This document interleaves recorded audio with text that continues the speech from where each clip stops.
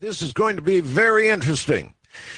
Our guest coming up, Jim Sparks, lives in the Nevada desert, my old stomping grounds. He works as a debt consultant. Born in 1954, he spent his early years in Florida. Sparks studied real estate at a community college in Florida and then began working for a major condominium firm who eventually moved him to Houston in 1979.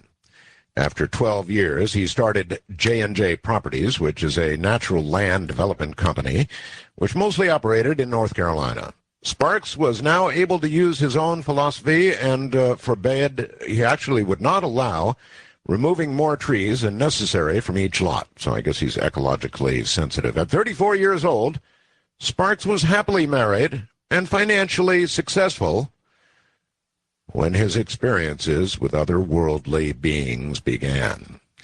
Life as he knew it began to unravel with these unexplained incidents. Now, 18 years later, Sparks has moved from resistor to cooperator and is sharing his experiences with others, tonight with you.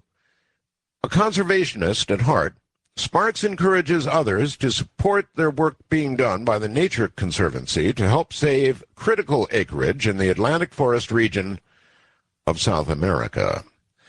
In a moment, a very unusual individual is going to take us in detail through his experiences. Coming up, Jim Sparks.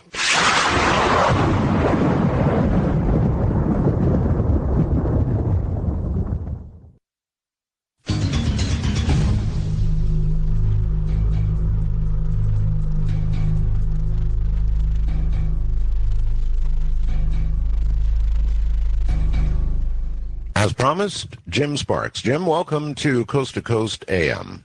Hey, it's great to be here, Art. Thanks.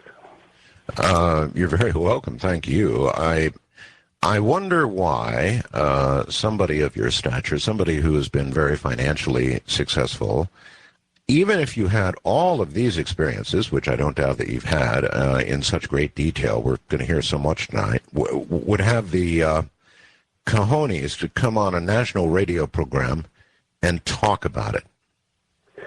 Well, it's been an evolving situation. In the beginning years, well, I'm straightforward, logical, down to earth, honest, and in the early years, meaning starting in '88, these experiences were abrupt and in my face and without warning, just like overnight, and particularly the first 6 years, I had nothing but loathing and hate. And so you did not talk publicly then about this? No, I didn't even know things like this existed. I wasn't really tuned into any of the abduction experiences of other people. It wasn't me. Now, sure, I felt like perhaps there were visitors from other planets, because considering the size of the cosmos and how many stars are out there and planets evolve, rotating around them, that it was possible something can come by. But the visits we get and these extraterrestrials and the abductions of this magnitude and involving tens of thousands, if not hundreds of thousands, if not millions of people, no, I didn't have any clue anything like that was around. Okay. How old are you now, Jim? 52. 52. These experiences began when you were how old? 34. 18 years ago. 18 years ago, almost to the month, actually, as we speak. Okay, then let's go back to the very beginning, the first time, perhaps if you recall, that it happened to you. Well, in the beginning, it was around mid-'88, and my experiences were not too unlike what most abductees talk about, which were dreamlike. But with me, it started that way, and it was a reoccurring dream, and it was the same one around mid-'88 that went on. It happened the same way over and over again. I would be sleeping. Something would wake me up, but as far as I was concerned, this was a dream. Something or some things would be waking me up, walking me from my bedroom down the hallway into the guest room, and we had at the time a floor-level window in the guest room, and they would walk me right through it. We'd go across the lawn into the woods, and then I had no memory at that time of what went on in the woods. And then in this so-called dream, I would be walked back through the window and back into the bedroom and put back in bed. This went on for a couple of months, a few months, and then one evening... Jim, you thought you were having dreams. You yeah. thought, at this point, you thought they were dreams, right? Just dreams, and didn't think much more of it, except that I kept having the same one over and over again, which was not normal odd. for me. Yeah, it was odd, right? Yeah. And but the way it progressed was one night it jumped from one extreme to the other. So there was a night where it was extreme, meaning that I became, as these things came and woke me up, I found myself standing, and I was dead awake conscious, and then I would like black out for a second, then I would be conscious for a second, but just as conscious as you and I are talking, and it was very vivid, and it was more real than it was a dream to me. Walking down the hallway, I could feel my feet on the carpet. I could see the as we went into the guest bedroom and walked through the window. It was like I blacked out just as we came to the window. Then I came conscious again as we walked through it, and I was in the yard, and I felt the cold grass on my feet. But what proved to me something was really going on is when we had came back through the window after the experience in the woods, which at the time I had no idea what was going on. I had no memory of that. But coming back through, when I walked through the lawn of coming back, we had these bushes in our yard, and they had these thousands of little flowers on them. I think they're called honeysuckle flowers, and they would stick to your feet. Right. And coming through the window and going back into the bedroom, when I woke up the next morning, I said, man, this thing was just like it really happened. And so now I'm awake. I get up. This is normal. I went into the guest bedroom, and what I saw really astounded me, scared me, actually, because I could see my footprints in the lawn, and I could see half of my heel was in the lawn, and then the toes were embedded in the carpet, as if the window wasn't there, and the honeysuckle flowers were in the footprints in the carpet in my guest bedroom. I could see them with the honeysuckle flowers embedded in the carpet as I walked through the bedroom back into the hallway. Holy smokes. Yeah, and it was impossible. And I said, how can this be possible? There's a window here, and it had drapes, it had blinds, it had all of that. So that was like the first shock of something really happening here that I couldn't explain. Well, I was going to ask how you separate the dream from the chaff, and you sure just told me. At that point, I would think that a deep fear would sort of start to set in when you realize that, God, these weren't dreams. This is really happening. Yeah, and you're exactly right. So it's real, and it shook me up. It kept me from operating properly during the day, but I was functioning normally, but I was still keeping it to myself. So at that point, which I didn't mention, I didn't mention anything to my wife. I didn't say anything to anybody. I just took the vacuum cleaner and got every little leaf, every little blade of grass, all the honeysuckle flowers, and said, the next time this happens, I'm going to come into this room and see. I now know that they were progressively adapting me to what was about to happen, which was extreme, which really changed. That's called being pulled, what I call being pulled the easy way. Whenever a craft is on the ground or landed, they use a technology to escort you to the craft by walking you to it, but you can walk through solid objects. They create some kind of field. It's technology, and you walk through walls and things of that nature. But again, I had that experience, and I went into that room, and again, then I could see the footprints, and I could see the honeysuckle flowers. But what really shook me up and really changed my life, messed it up for a solid 18 months to 6 years, which I'll get into, which was real. It was traumatizing. It was horror-filled. The MO at that time was isolation, fear, confusion. I felt like I had been abducted into a war that I didn't even know existed. I called it like an alien boot camp, and I can get into that. And all that stuff was terrible the first 6 years. And then as the experiences evolved, it got pretty neat. But it was adapting to creatures that intelligent creatures that are not human. And actually, I really would like to hear what you called Alien Boot Camp, the beginning of this, the way they, well, I went through U.S. Air Force Boot Camp, and, of course, what they're doing is exactly that, separating the wheat from the chaff, those who will make it from those who will not, those who are Air Force material from those who are not. Right. And they're teaching you to respond without thinking to orders. In other words, you get an order, you just do it. You don't think about it, you just do it. And that's that's what boot camp's all about.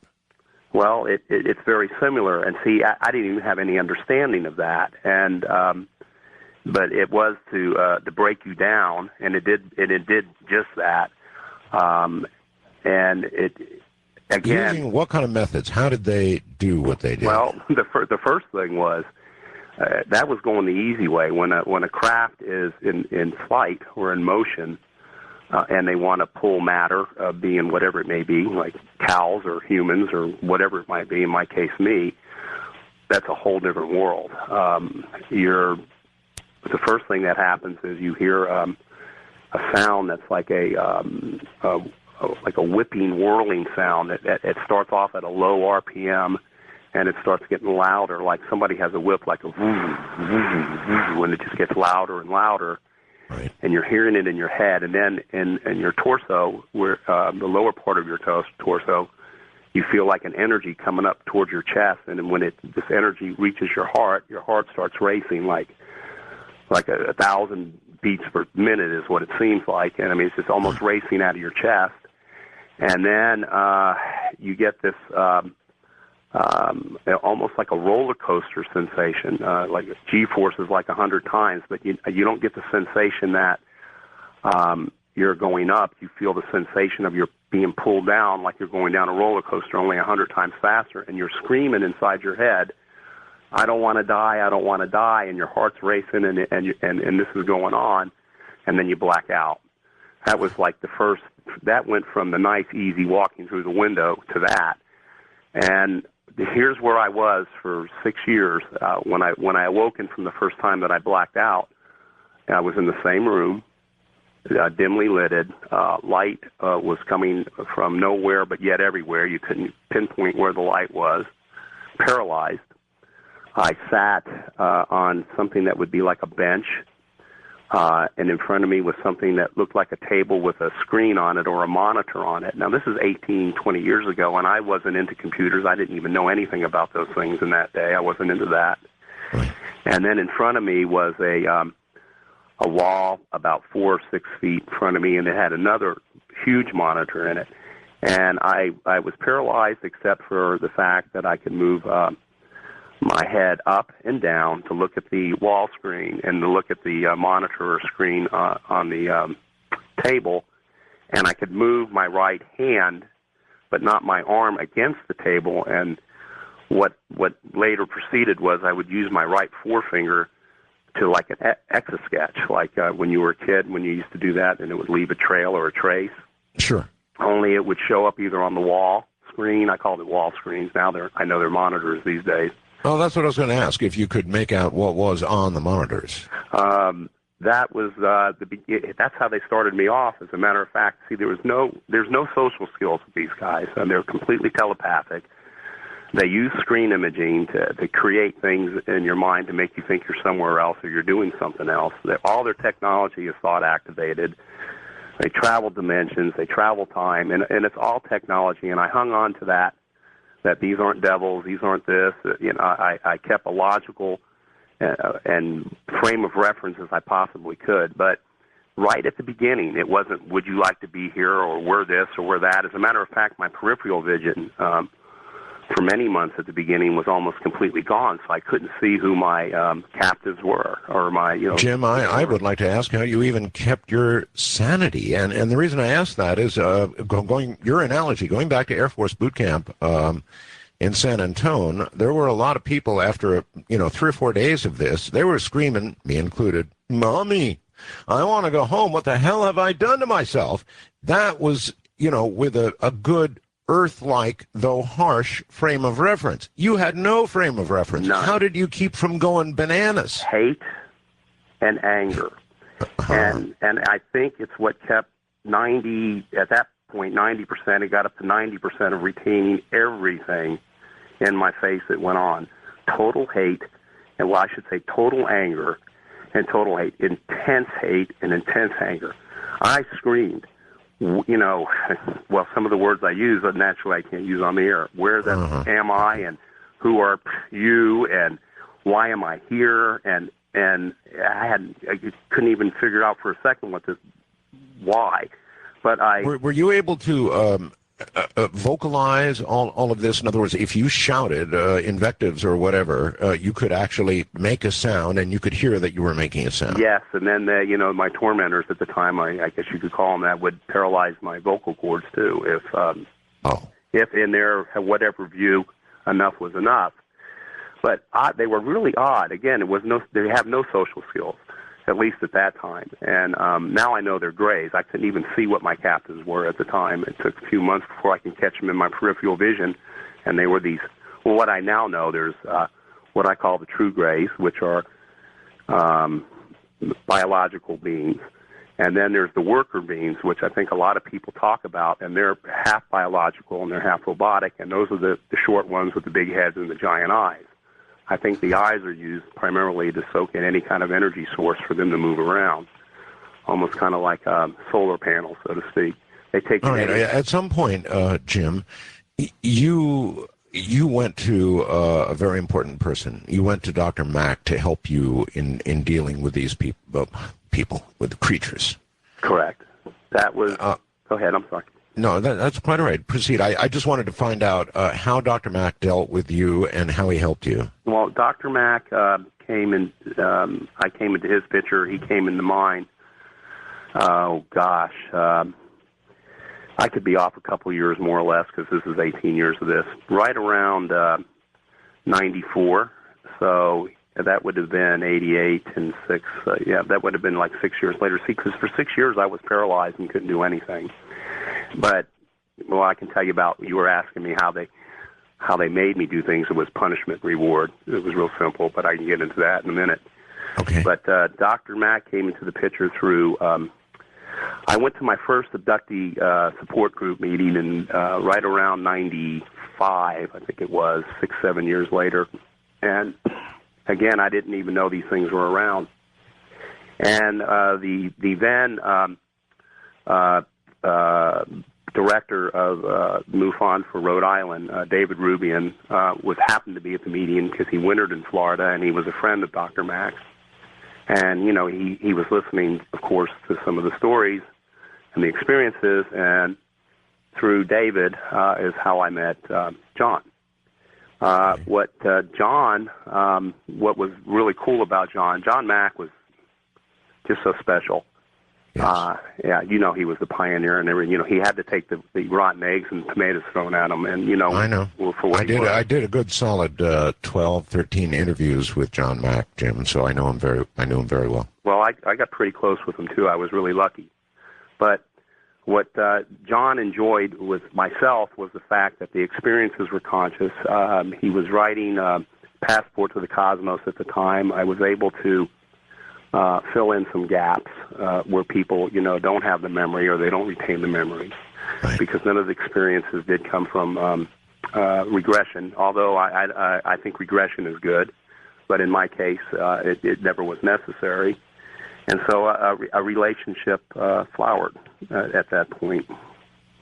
Well, was an amazing man. Punishment, you mentioned they conditioned you with punishment and then some sort of reward, I suppose, when they were what they considered to be good. So when we get back from the break, Jim, let's go into that a little bit. We've got so much to take care of tonight, so much information. Stay right where you are. Ladies and gentlemen, I told you this was going to be a very special night. Jim Sparks is indeed a very special guy. And he's going to recount to you in great detail, because he remembers in great detail years and years of abductions, what they want, what they did, and where we're going. I'm Art Bell. I sure wish some of those PhDs that I interview all the time, some of those very reputable scientists, could listen to what Jim Sparks is saying tonight. Those fellows who say, well, give me some proof. As you listen to Jim Sparks, I think you would conclude, as I think they would conclude, that it would be worth a few investigative dollars to look into this, because it's really happening. It's going to unfold before your ears this night. Jim Sparks is my guest. I'm Art Bell.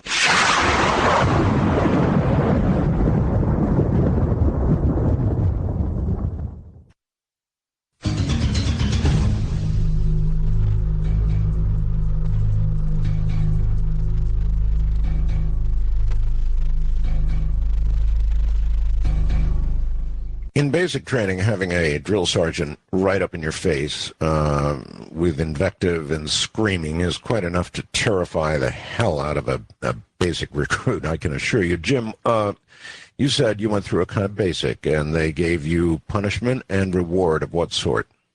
Well, from the very first moment on board, and particularly, again, the first 18 months were like this, and then it tapered off a little, but again, after 6 years, I kind of look forward to telling you what happened after that. But from the very first day, the letter A, just the letter A appeared on that on the screen in front of me that I was mentioning. Yes. And then an equivalent, which I thought was an alien language. Well, I later now know more what that is, but I didn't know what was going on at the time. To the letter A was next to it, and they wanted me to trace that equivalent of A with my right forefinger on that table in front of me. And so there would be like a demonstration of how to do the A, which it was one stroke to the right, one stroke to the left, one stroke to the right. Uh-huh. And then I yelled out, no. And, of course, who are you? Why are you doing this? And so one thing I've learned about them, and for a fact, I can't stand questions, and I can get into that later. Just you don't ask them questions; they tell you when they want you to know something, and that's just all there is to it. And there's no other way around it. But anyhow, I screamed and yelled, "No, I won't do that." Well, immediately after that, the air pressure in the room increased with a thump, like thump, and there was pain in my ears, and I just went, "Ow!" And then again, A, and I could hear this in my brain. And I didn't hear it in my ears. I heard just the word A. And I went, no. And then the air pressure increased again until the pain was even more. And every time I refused to do it, it just kept stepping up in levels and levels and levels until it got to the point where I couldn't take it. And I did the strokes for the letter A. And then all of a sudden, a sense of euphoria. Where you just feel no pain, you feel real comfortable, and that made me real mad. See, I was really hard. And I said, I know what you're doing, you know. It's like I'm some laboratory mouse. Here, mouse, have a piece of cheese, and I'm not going to enjoy this euphoria. But and it was painful, it hurt, and then, boom, I would be back home, and, well, there's just so much to say in that regard. It sounds kind of like a basic intelligence test, Jim, which would indicate to me that if they were only trying to get you to trace an A, obviously they wanted to see if you could do it, or they wanted to see if they could force you to do it, or I'm not sure what the motivation of this was, but it could have been just a very basic intelligence test, which would indicate they didn't know a whole lot about us at that point. They didn't, and what they were actually teaching, which I was resistant to it at the time, and you're right, they didn't. They just didn't. They just have their way of thinking, and we're human, and they're not. It's just that simple. But it turned out to be something where you can take 20 pages of text in a symbol the size of a quarter. Look, they could show it to you, and you could absorb all the text and know exactly what it was. That's what all this was leading to. But it took years for me because I wouldn't cooperate with them, and then, you know, I would have the abductions were happening 2-3 times a week after week, month after month. I remember, you know, I ran, and I'm straightforward and honest, and everybody knew me that way, and I ran to the church with it, and they said, oh, gee, this is demonic. My family thought I lost it. My friends were going like, what is with you, Jim? But I stuck to my story, and I did for a long time, several months in the beginning, until I realized that, hey, and I even tried to run from these guys. I kept my mouth shut about it. I realized that people weren't going to believe me, and that was it. And so I just tolerated all this stuff for many years just on my own. Jim, there are a lot of abductees that have tried different schemes to prevent being abducted, putting video cameras up, putting alarm systems in, and on and on and on and on. Did you try any of that? Well, I was kind of like a cave. I had the sort of like the caveman approach. Again, I was just so filled with hatred. When I realized how people reacted to this, it really wasn't in me to try and prove it was true at that point. What I wanted to do was make it stop. So I did things which I laugh about, but like I tried different things because they create some kind of field which makes them walk through walls. They can just do it. I stuck with the fact this is technology. It's nothing else. Don't sway from it, Jim. Don't think they're anything other than some advanced creatures with high technology. So I tried things like I would, at the time, as you said, I was in Houston, so I would check out a hotel room in the middle of a super large hotel in the middle of downtown Houston, thinking, okay, I can be here and they won't get me, and they would get me. I drove hundreds of miles, and I'd check out motels to try and get away, and they'd find me there. And then I would go from state to state. Needless to say, it messed up my business pretty good. It did wonders for my marriage at the time. And, of course, did your marriage hold together? No, actually it didn't. It did after things got better with the interaction with them, but our marriage, for other reasons, did not. So, how about business, Jim? It went, in those early years, I had a buffer because I was the type that worked, all the time, 10, 12, 14, 16 hours a day at what I was doing. And so I had a pretty good buffer. And so I was able to rely on that for several years afterwards. And then it went down and then it went back up. And then, as I adjusted to all of this, things were a lot better.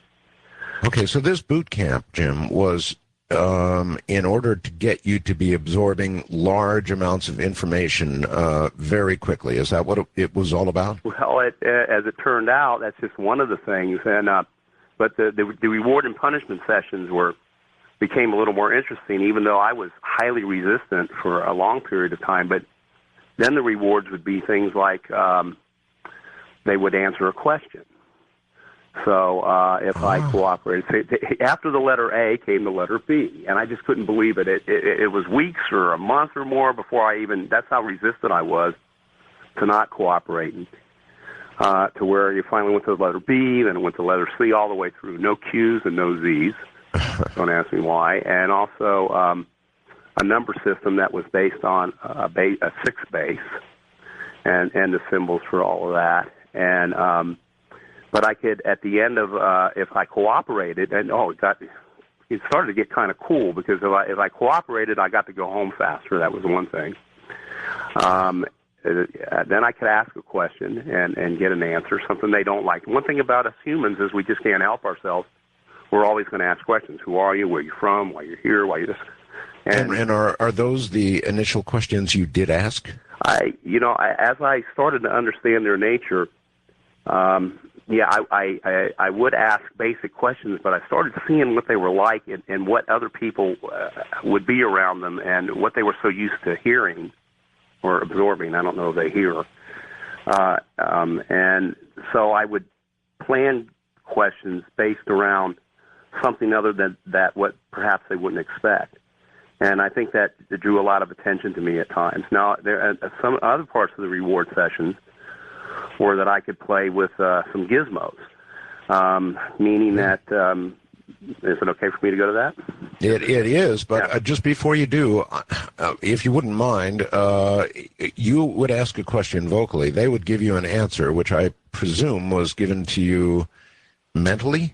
Yes, it was always telepathic. They never spoke. Okay, can you give me a couple of examples of questions and answers you got? Well, who are you? Uh-huh.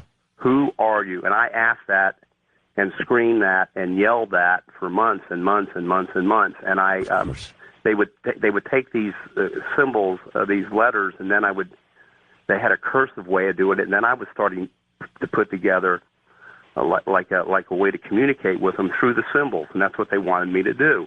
Instead of the telepathic stuff, they wanted me to sketch and think the symbols to talk to them, and then that's how they would talk back to me with the symbols. Do you see what I'm saying?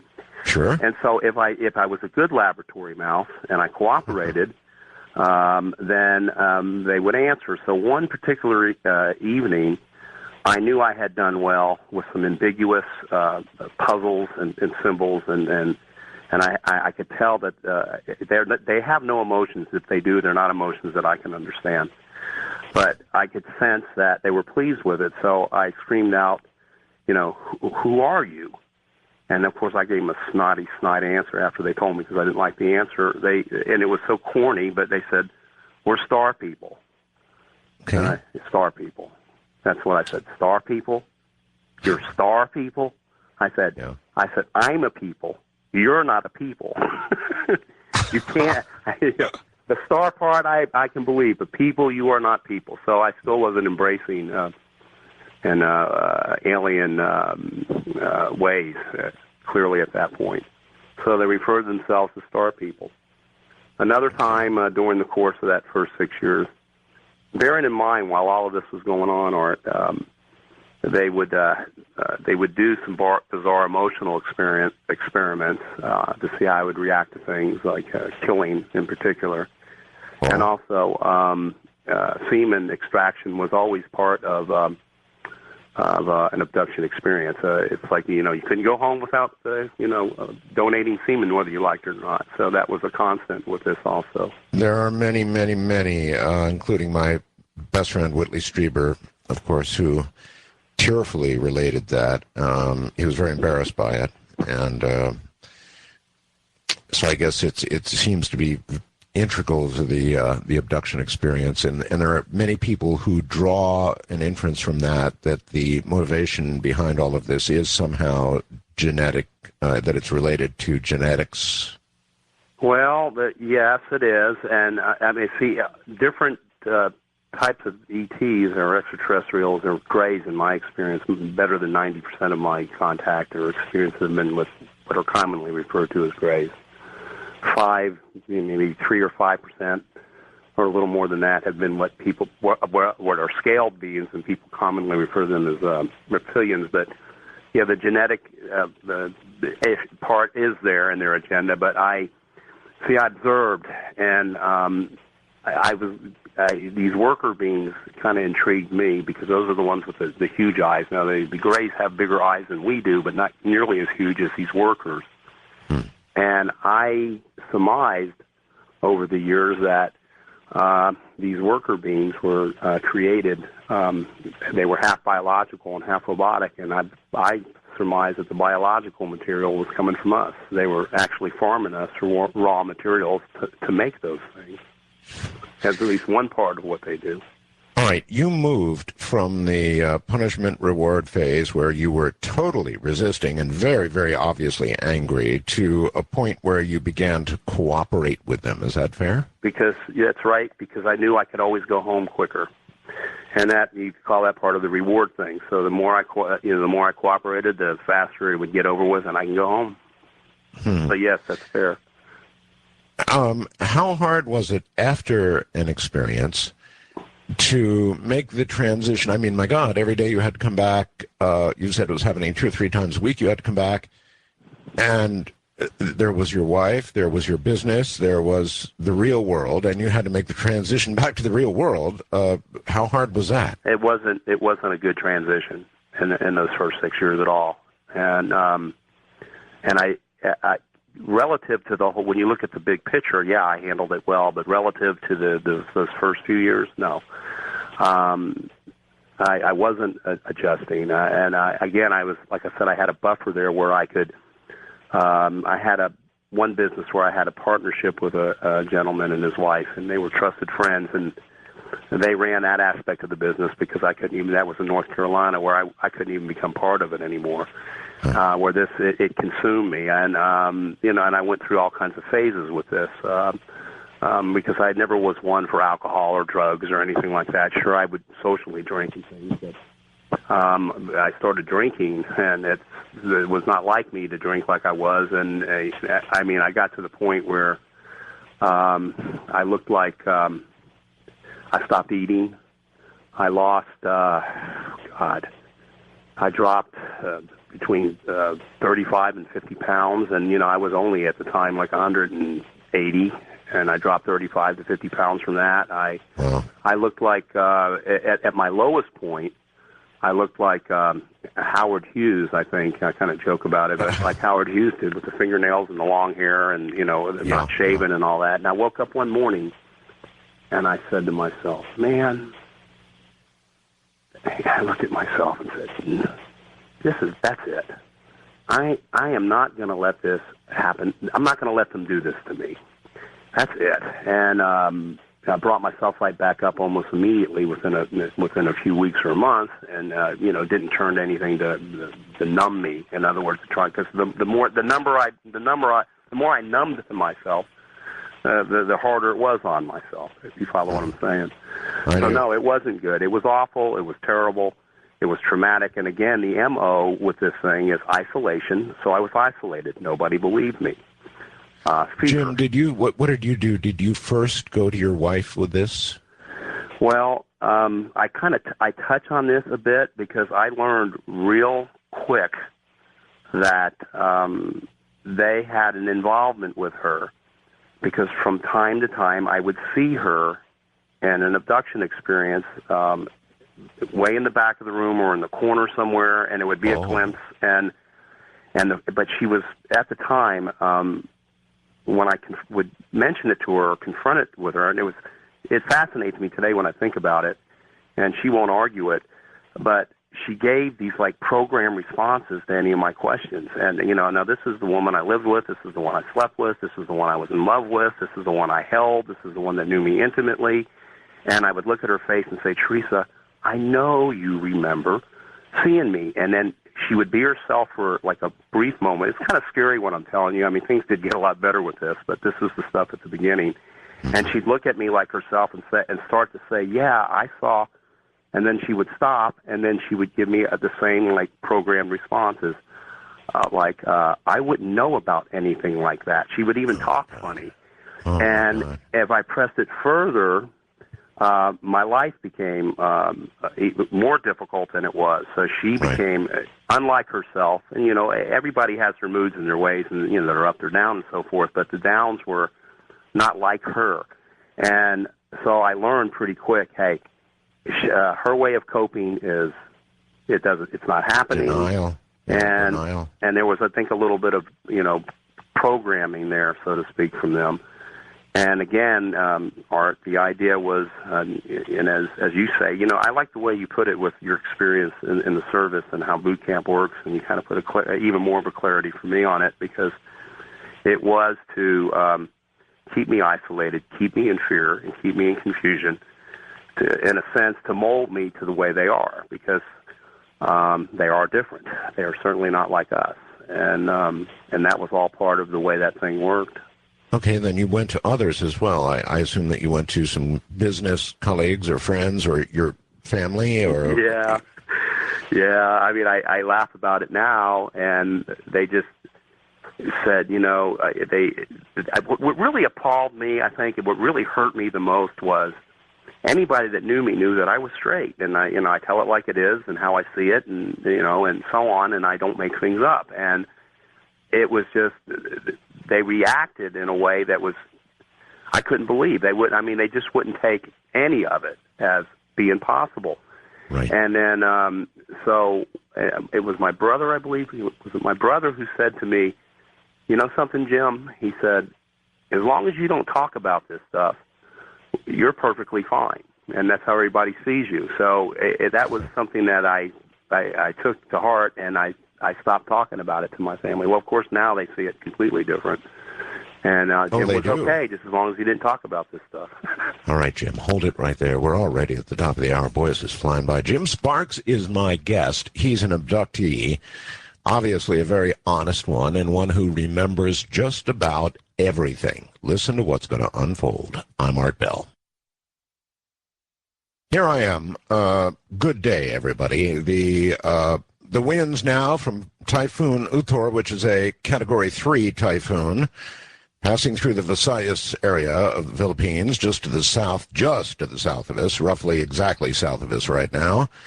It's coming down in sheets here, as we have one of the best shows we've ever had, probably the best abductee program we've ever had. His name is Jim Sparks. He was a real estate developer, investor, really a money guy, a big business guy, and then the abductions began. Years and years of abductions. To the best of my knowledge, it still goes on. We will continue to explore with Jim in a moment.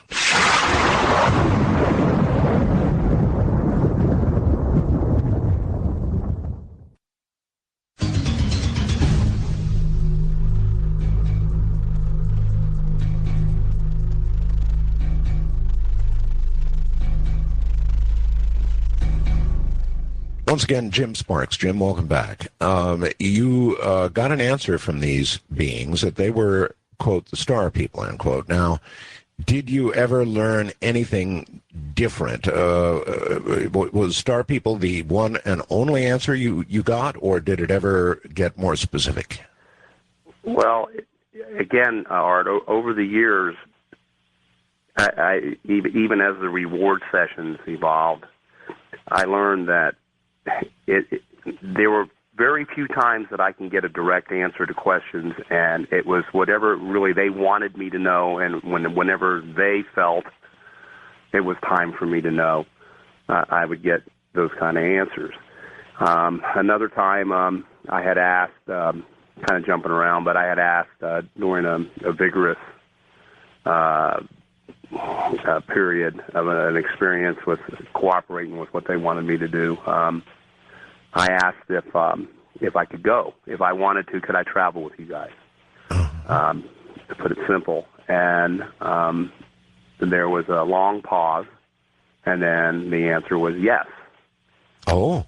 And then I didn't respond fast because I don't. I've learned to certain degrees how to deal with them. And then I said, well, if I didn't like it, could I come back? And then there was another long pause, and the answer was no. Oh. And I said, okay, I think I'll just stay here. You know what went through my mind was silly things, but it means a lot when you think about it, because it's really cool to be human. And the smell of cut grass, a hot dog. No more cold beers. Once you start seeing that kind of reality and thinking, well, gee, I can't come back here, and not really being told what to expect, I just felt like, no, I don't. I guess I'll be fine here. No more football. Yeah. All right. You wrote a book called The Keepers. How long ago did you write this book? I started it almost 10 years ago, and it went to. It took a couple of years to write, and it took about a year editing, and then I wasn't really strong about trying to move it, and Random House bought it, and they held it for 3 years, but they never published it, and then John, as in John Mack, introduced the book here a couple of years ago or the manuscript at the time, to Granite Publishing, and they're the ones that have it now, and it's published. Maybe it was good for you. I've written books, and it's very cathartic to read a book, to write a book. It really is, to go back over the experiences. It's very cathartic. It's good for you.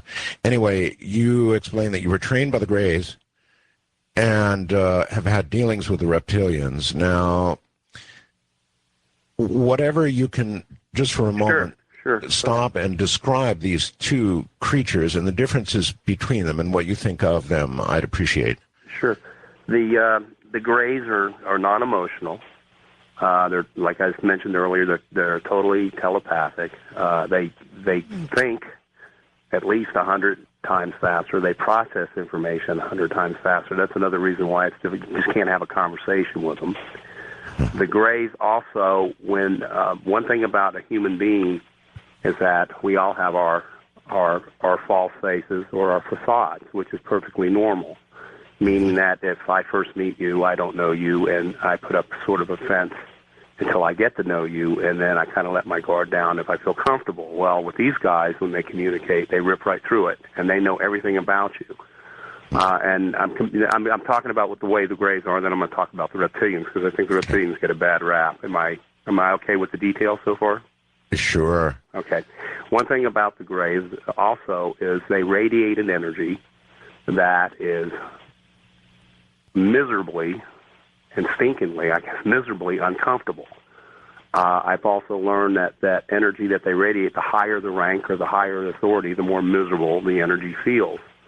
Meaning that if they're 50 or 80 feet away, your spine starts to stiffen up, your breathing starts to become fast as they draw closer to you. And this is a natural thing with them, or it's a natural thing that's amplified by technology as a defense mechanism. So the reason I'm telling you this to define the difference in reptilians, because they're almost like us in a sense. But going back to that, the closer they get to you, and again, depending on rank and power, that expresses authority. Your body starts to shut down first. The first thing, your heart races, your breathing gets fast and rapid, you sweat. And then all the glands in your brain that drop all those chemicals to make fear, adrenaline, and all that stuff just dumps into your body. All right. And then in a lot of cases, now you're paralyzed as they get closer, then you'll black out. It took me years to overcome that sensation. And the best way to describe it would be, it's not from this world. And okay, is that the only way that you were able to discern the difference in social status or rank, if Absolutely. you will, among the Greys? Absolutely, because we're talking many hundreds of abductions. I know it sounds like a lot and unreal, but it is. And different ways to get one to cooperate was a lower-ranking one would do his methods with his horrible feeling energy, and if you resisted it, a more authoritative figure would come in, and even as that one was entering the room, the next thing you know, your heart felt like it was going to stop, your breathing was short, your back stiffened up, you were scared to death, and as he got closer, you could tell the rest of them were in submission to this individual.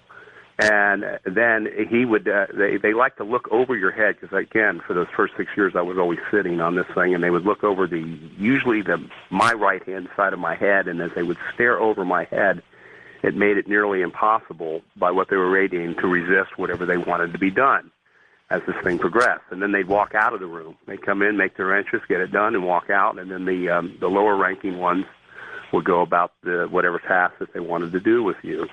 Okay, Jim, was there any difference? I think most of the audience is familiar with the classic picture or descriptive, visual descriptive of the Greys. Is it accurate? Is there any difference? Well, I've learned over the years now there's the cosmos and it's rich with different species of all types of beings. So I refer to these as, they're commonly referred to as the Greys, and pretty much have been pretty much the same species. And there were always two kind. One was I'll say what they were. They were 4.5, 5 feet tall. Okay. But they're, in my eyes now, and as the years have progressed, they're perfect. I don't mean they're perfect beings. I'm not claiming to embrace alien culture, and because I still have I don't have a 100% trust. I'm always leery. But what I mean by perfect is that the way they're built and the way they walk and the way they can get around and the way they burn energy is they're extremely economic in a sense. So they're streamlined, they're strong. It's the thin fingers, yes, and the eyes are bigger than our eyes are, much bigger actually. And what I call the true aliens or the true Greys, and their face is the skin is leather-like. They're I don't know if they're wearing clothes. I don't know if it's a suit, because they either look naked or it's a real thin suit. I was about to ask that. Skin. And they're not. There's no sexual differentiation. The groin area If it's covered, you can't see it. Now, it's like mashed in, so where you couldn't tell. But I always get a sense, and I have over the years, that better than 95% of the grays that I've encountered were male. And on rare occasions, I've have had experiences with a feminine touch where I thought it was women. Now, kind of where I was going to go later, but I'll touch on it now. No, that's fine. Why did you think, I mean, other than, with no obvious sexual reference, why would you think male or female? Well, as the years went on and as the interactions evolved, see, I was always paralyzed. They finally cut me loose. In fact, the first few times they cut me loose, I kicked one. I always wanted. But that was another question: whether you had any physical interaction. I was about to ask that too. Yeah, it took them a lot of years to let me loose. Now I wouldn't hurt them now, but all I ever wanted to do, and I would scream this at them: all I want to do is squeeze your fat heads off your squeeze your skinny little necks to your fat head pops. And if any opportunity I had to turn me loose to kill them, that's all I wanted to do. And as I was mentioning earlier, the loathing and the anger is what kept me in one piece and kept my memory intact. And so they screen imaged all the time. In the beginning years, they tried to act as if they were angelic, and they could make themselves look that way, and I would shake it off because I learned how to shake off that energy and say, hey, bull doo-doo. Then at times they would come on like, okay, we're the devil, and I go, yeah, right, you're the devil. He flies around in a UFO and he has rooms, and all of these things and all the other tricks that they do. So what they do is they use the least amount of energy to convince you whatever they want you to be. They don't have an ego. They don't need to reveal themselves, and whatever works for people, they're masters. And we're talking about gray still. They're just absolute masters of deception. They're chameleons. Right. There's a big argument about what grays are, Jim. Some people think they're robotic manufactured creatures. Others think they're biological entities. It sounds like you think they're biological entities. They absolutely, in my experience, are. And they have more amongst them worker beings. So, I mean, you could have a room of them, let's say on board. Let's say there's a dozen in a room. 10 or 11 will be the little worker beings, which I know are partially robotic because I mess with them. Anytime I could mess with any of them in my resistant days, I did. And, oh, God, I can just go on. There were times that I tried my hardest to see if I can bring out something human because I could see there was the biology. They were robotic. You could see something that was metallic, and yet, what I learned about the eyes, I believe the eyes are about the huge eyes are to absorb energy so they can move around, just like a solar panel. Stimuli, movement, any kind of sound, any kind of movement energizes these things. That sounds like a machine almost. Yes, they are. But the true aliens, again, are taller, so there's this distinct difference. They're a few feet taller. They're more streamlined. Their heads aren't quite as big. Their faces look like skin, but like a leathery like skin, where the other ones. But we're still talking about what we call grays. Grays, yes. Mm-hmm. So there were a couple of categories of grays, and the higher ones you're calling the true aliens. Yeah, the taller ones are the flesh and blood, so to speak. If it's flesh or if it's blood like ours, I can't say. But the smaller ones that people talk about, like the ones that are 3.5 feet tall and so forth, in my experience, those are the little robots, the half biological, and they just obey commands. They're the program. So, all right. I don't want to miss this, Jim. I want to go back because you said as a reward at one point they let you play with gizmos. Yeah.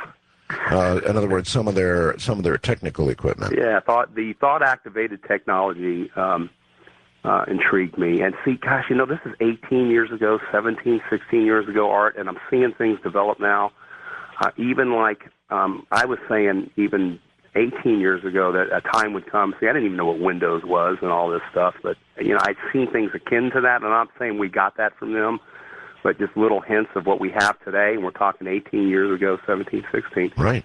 But on one particular session, I did real well. So I got to play with, first thing they did was put something like a ball, a little ball, like a little bit bigger than a marble on the table. And I was told that I could think whatever direction I want that ball to roll, and it would. And that's exactly what I did. So I looked at it. I wanted it to roll up, and it rolled up. I wanted it to roll down. It wasn't my brain power, okay? It was the fact that they can interact with the brainwave somehow, the technology, and then there's some field is created. And look, I'm not a scientist, you understand? I take as much as the science approach as I can, as a novice scientist in a sense. I've learned to be throughout all of this. But it's thought activated, and I thought the ball to roll forward, and it did, or down, right, and left. Then they always challenge you. You know, just as you're getting used to something, they got to throw something else out there to make it harder. So they took the ball away, and they put a cube. Now they wanted me to think the cube rolling end over end. That was harder to do. That took a lot more focus. That took a lot more concentration. And then the cube would go plop, plop, plop, you know, a lot slower in whatever direction. What was interesting, though, is I did have to keep pretty much of a focus on whatever the object was, because if I, like, turned my head for a second or blinked for a second, it would sometimes fly across the table or fly off the table. So whatever field or whatever force they were using to make it move that caught your thoughts, if you didn't have your concentration right, you would lose it and the thing would just fly off the table. And then the third object they threw down there was something that looked like a little pyramid. And they wanted me to roll or turn the pyramid end over end, you know, point over point, which was much more difficult than just flopping the cube, and of course was 5 times more difficult than rolling, you know, something that was a little bigger than a marble. So when I say play with gizmos, that's some of the stuff that I was able to do. Now, this thing evolved to where I got to see some of their handiwork. I got to see when I was able to move around, but they were doing things to lead me to a point to where I would not harm them as those early years progressed, and they did experiments with whether I would kill things or not, or hurt things or not, if I had the chance to do so. In what way? How was that expressed? Well, even, you know, what I didn't share earlier, and it was a pretty neat experience, that these guys were, I was free territory to them. They could do with me whatever they wanted. No one believed me. My wife left for periods of months on end, which I don't blame her. Yeah. And I would be by myself at home. And these guys would come through the walls, walk through the living room, check stuff out in the house, you know, and I would be sitting there like a zombie going like, there's nothing I can do about this. This is insanity. And so they would even check out my living environment and walk around. You must have wondered at times about your sanity, did you? Yeah, but, you know, I knew. You know how you know. I learned, you know, not to talk about the stuff, to observe it, and you know something, if you drop a rock on your toe and it hurts, that's real. And you know there's things that or there's delusion. You can be delusional, or you can what do they call that when people see things when maybe they're, what do they call that? Always get that one messed up. Well, they are delusions. And the other thing, when you see something, like you can be like, let's say you haven't had enough sleep, so you see it's a silly, simple thing. Yeah, we'll get back to it. Yeah, anyway, you know, it happens to people from time to time. You know, they can be driving on the road a long time and they think they see someone walking across the street and they're not. You know, and it's whatever it is. But anyway, no, clearly, yeah. I mean, you have to examine yourself and you have to wonder. And the only time I really thought I was losing it was losing it to the fact that all these things were happening and it was real, and could I cope with it and take it? All right. God, here we are already at the bottom of the hour. Hold tight, Jim. When we come back, they taught you an alphabet, I think, that was different than the ABCD, our alphabet minus a couple of letters. They taught you a separate alphabet. Theirs, is that correct? I would say it's a middle ground communication system, and it's also basic elementary ways of learning how to be telepathic as humans too. It has all of that in there. All right. Hold tight, Jim. All right, everybody. We're going to try it. There's so much information to come from Jim Sparks. We're going to try to fit it in. From Manila, the Philippines, where it's coming down in sheets of rain, I'm Art Bell. Yes, it is. If abductee interviews get any better than this, I've never heard them nor done them. Jim Sparks is my guest. Years and years of being abducted, and lots of details. We'll get right back to him.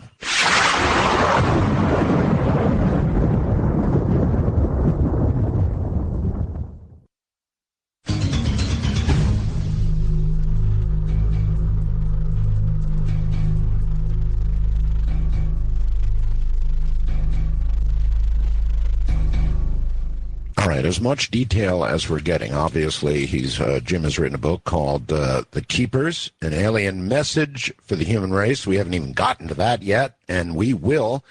It's available, I'm sure, Amazon.com and all the usual places. So you're really going to want to go jump on that one. Go to Amazon, check it out. Here's a book obviously worth reading, The Keepers, an alien message for the human race. Go dig it up, find it, buy it. All right, Jim. They first taught you, or forced you, I guess would be the right way to put it, to trace out our own letters. And then did they move partially to an alphabet that was not ours but part of theirs, so that eventually your communication was sort of a mixed bag? Yeah, that's a good way to put it. And and I don't claim to be an expert on it yet because it's still progressing, so to speak, over the years. It's not the main focal point with interaction now, but it's still there. It's a discipline in this respect. What I believe I'm learning about the ability to communicate via non-verbally, telepathically, is that in our minds, for example, one that's not practicing it I'd want to hear your thoughts in my head, so to speak. And what I've learned is that you take your words or your thoughts and you put them into symbols. And I think the brain waves they're scattered all over in your brain, but it forces them into a symbol. So now you can pick up a strong reading, so to speak. And it's almost like, to simplify it, would be like Morse code. One who is new at learning Morse code would hear dots and dashes, and then would learn how to convert dot, dot, dash, dash, whatever into a word. One who is learned at the art doesn't hear that anymore. They hear sentences, words, and paragraphs, right? That's correct. I'm one of those people. Oh. So that's exactly how it goes. And in the beginning, of course, as you pointed out, you're just hearing dots and dashes, and you're having to convert, for example, did-da, which is A. You hear the did-da, then you see the did-da in your mind, and you convert it to an A. But after years of doing CW, Morse code, you no longer do that conversion in your head. So it's very, very fast, and you begin hearing words and entire sentences, and you even stop writing it down. All right, Jim. So they were able, obviously, to communicate telepathically with virtually anybody, but in order to get more out of the communication, that's why this alphabet, these symbols. You got it. Got it. And I think every brain. I'm not a scientist. I'm not a doctor, but there's brain waves. They're electrical. That's a transmission, and then all you need is something that's sensitive enough to be a receiver. But if you can concentrate or focus those brain waves into the symbols in your head, and part of the learning was I had to feel it, feel the motion, sense the motion of the symbol. And they were strict about the direction of the symbols for each letter and sounding it out in the beginning. So I had to sound it out, sense the direction or the energy of the direction, vision it in my mind, and then that's how they would communicate back. So, and they're teasers. You want a little bit of reward session, then you got to talk to us the way we're showing you, or forget it. Got it. And time. All right, Jim. Look. You're Jim Sparks. You're a real estate guy, a developer, made condos, put together condos, that kind of thing. Why you? Why not I mean, you're just an average citizen. Mm. Why pick on you? Why abduct you? Why not a government official, for example? Later on, as I learned, they track family lines from day one. That's one strong thing. Another, for whatever reason, and I can get into how I was shown that, because I used to scream that out, why me, a lot too. And I did a good session and I got my answers. Kind of neat the way they showed it. And another, as it came out later, when I started having a few experiences with reptilians, or the scaly guys, bumpy heads and stuff. That's what they give you corny answers sometimes, and they're so corny and they're so simple, but they're so pure and true. At first, you just go, "Oh, come on," and then when you think about it, it's us that diversifies off of facts, or goes off of facts. It goes out on wings, but they did make contact with power leaders and power brokers and things of that nature. And the response, I'm sorry, I said, what do you know about that? Yeah, and the response was, what they did was made money and weapons with it. So they gave technology. Look, I'm not going to go into conspiracy stuff and things of that nature, because these experiences, I've seen human beings, I've seen military individuals on board. Yep, that's been there.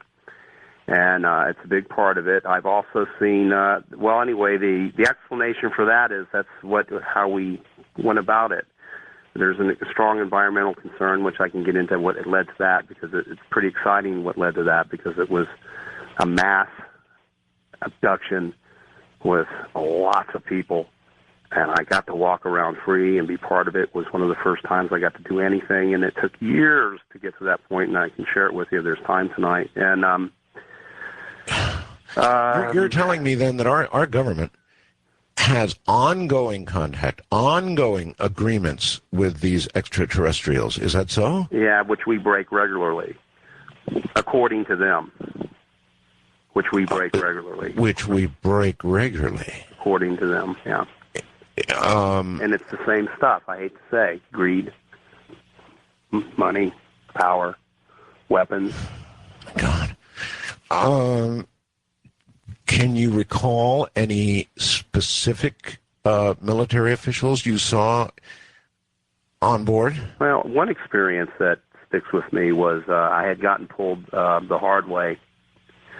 And it was different because when I had regained, this was when I was still living in, I was in Florida at the time, because these things were happening. One of the things I did is I abandoned my home in the Houston area back in literally abandoned it, and then it stayed vacant for a year, and I ended up renting it out for like 10 years, and I finally sold it. But I left the house because I thought I could escape it. But and I was in Florida at the time, and I had gotten pulled.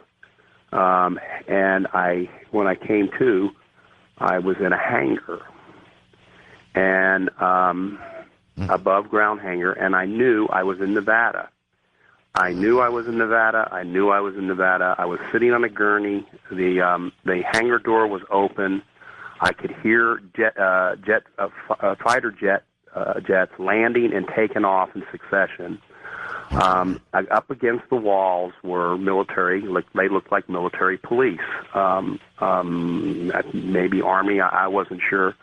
And their backs were up against the wall of the hangars, and they were like 15 feet apart, and they were guarding the interior, and they had sidearms, and they were us, the USA, because I could tell by the uniform and the way they looked. And I was sitting on a gurney when I came to, and I was sitting up. And this experience was really different, but it's one of the clearest with people, because it was as if I was drugged. I was in slow motion, so I couldn't jump off the table. And I'll tell you what experiments they were doing too, but in a second. But I can move real slow, and I had my wits about me about 75%, and I can see these military MP or security guards leaning up against the wall, guarding it, the perimeter of it from the inside. To my right was a sort of like a couple of steps that were like 3 or 4 steps higher, like on a pedestal, and there were these 2 tubes. But what made the tubes extremely odd was you could see it was almost like a jar in a sense. They were about 4 feet, 5 feet in circumference. They were about 10 feet tall, and almost like a chrome top on it and a chrome bottom, these 2 tubes. But there was no glass. There was nothing suspending, holding these things up. But inside of them was, and one in particular, I was looking at one, was a woman. And I was sitting on this gurney. Oh, and then there was this woman in one of them, and then there was this military officer, because I could see he was in like an officer's uniform, but he had his jacket off. And then next to him was a true alien. And there's this rod that always appeared. I maybe sometimes can talk about it. One of the tools I've seen on board a lot was this thing that looked like almost like a wand, like a magic wand, but it wasn't. It was like a technical tool wand that done a lot of things, and it was something with thought, and they could focus it on things, and our people were messing with it too. So our guy, officer guy, had this wand, and it looked like he was a rod. It wasn't a wand, but a rod, and he was about to touch this girl with it, and I did not like that, and I don't know why I had a connection there. I knew that I didn't like the fact that he was doing that, and I started to get up off the table, so it was like they brought me there first, and I think they brought her there second. The alien, I think, was teaching these guys, or instructing these guys, our people, how to transport, but not quite the way they do, through these tube things, and so I had the sense about me that I had to get up there and somehow touch this woman or pull this woman out of this tube because they're going to hurt her. And I was in slow motion, so I slid up off the gurney. You know, this was me. Whatever I could do to do something, I was doing something. I slid up off the gurney, and I started working my way towards the steps to get up to where they were. And I was so slow, and I could hear the security personnel or military police or security personnel. I can hear their steps echoing or running at me in the inside this hangar, and I can hear the patter of their feet, ta-ta-ta-ta-ta-ta, all running to stop me. And the officer, the one that had the rod, told him to stop. He says, "I'll handle this." And so he didn't stop me, and I was going up to touch this girl, and I reached inside this thing, and there was no glass, and I was trying to feel her, and I couldn't feel anything, so it was almost like a hologram. I was trying to grab her, and then he said to stop, and I wouldn't stop, and he took that rod, and he tapped the back of my hand with it, and it stung. I went, ow! And then he did it again. He kept tapping it, burning and burning. It hurt and hurt until I finally stopped. God. And I then found myself back on the gurney. So anyway, there was more to that. I don't know how much time there is. Jim, this indicates a level of involvement and agreement between our government and the extraterrestrials that I didn't even suspect. I mean, in other words, we're talking about they're being in a hangar, they're training each other, essentially, exchange of technology. It sounds like there's a big deal between at least our government and them. There is, but you got to bear in mind, and I've learned this over the years, that 99.9% of the government at face value doesn't have a clue this is going on. I divide it up in 3 sections, and this is what I've learned. I call that level of American government the BBB, the Black Budget Boys. It's kind of a pun. But there's the second level of government that believes it knows what's going on, and those are the ones that are back engineering ships. Those are the ones that do some of the things that, of course, it's all top secret, and they're not even hardly aware or even aware of the real dark black ops, or that what I call the BBB, again in pun, which is this group that I'm relating to you. So when you point your fingers at the government and say, "Hey, you guys know better than 99%," they really don't. Right. And then there's but it's neat how they do it, actually, the security or the secrecy of the thing. Of course it disgusts me. Of course it frustrates me. Of course it makes me angry. Of course I know there's better ways. There's free energy and all these things that I've seen through the years. Maybe another time we can talk about that stuff. Some of the things I've seen, and I know it works, and I know we have that stuff, and I know it can be a better place, and I know it's this greed and paranoia for national security and so forth. In some of these areas, I can't blame us, but again, it's such a small percentage, and it's hidden. It's hidden within hidden within hidden, and that's really interacting with these guys. But yeah, they are. All right. A number of times already, you've mentioned ships. Were there any times during the abductions, perhaps on the ground in the hangar, or any other time when you really got a very good look, perhaps from different angles, at what their craft were like? Yeah, and that took years. In fact, one of the best experiences as they started evolving to more of a normalcy for what would be considered normal with these guys. Yeah. I just learned how to behave around them. Just keep your mouth shut, and things unfold. But I'm putting it simple, but there's more to it. But that's basically it.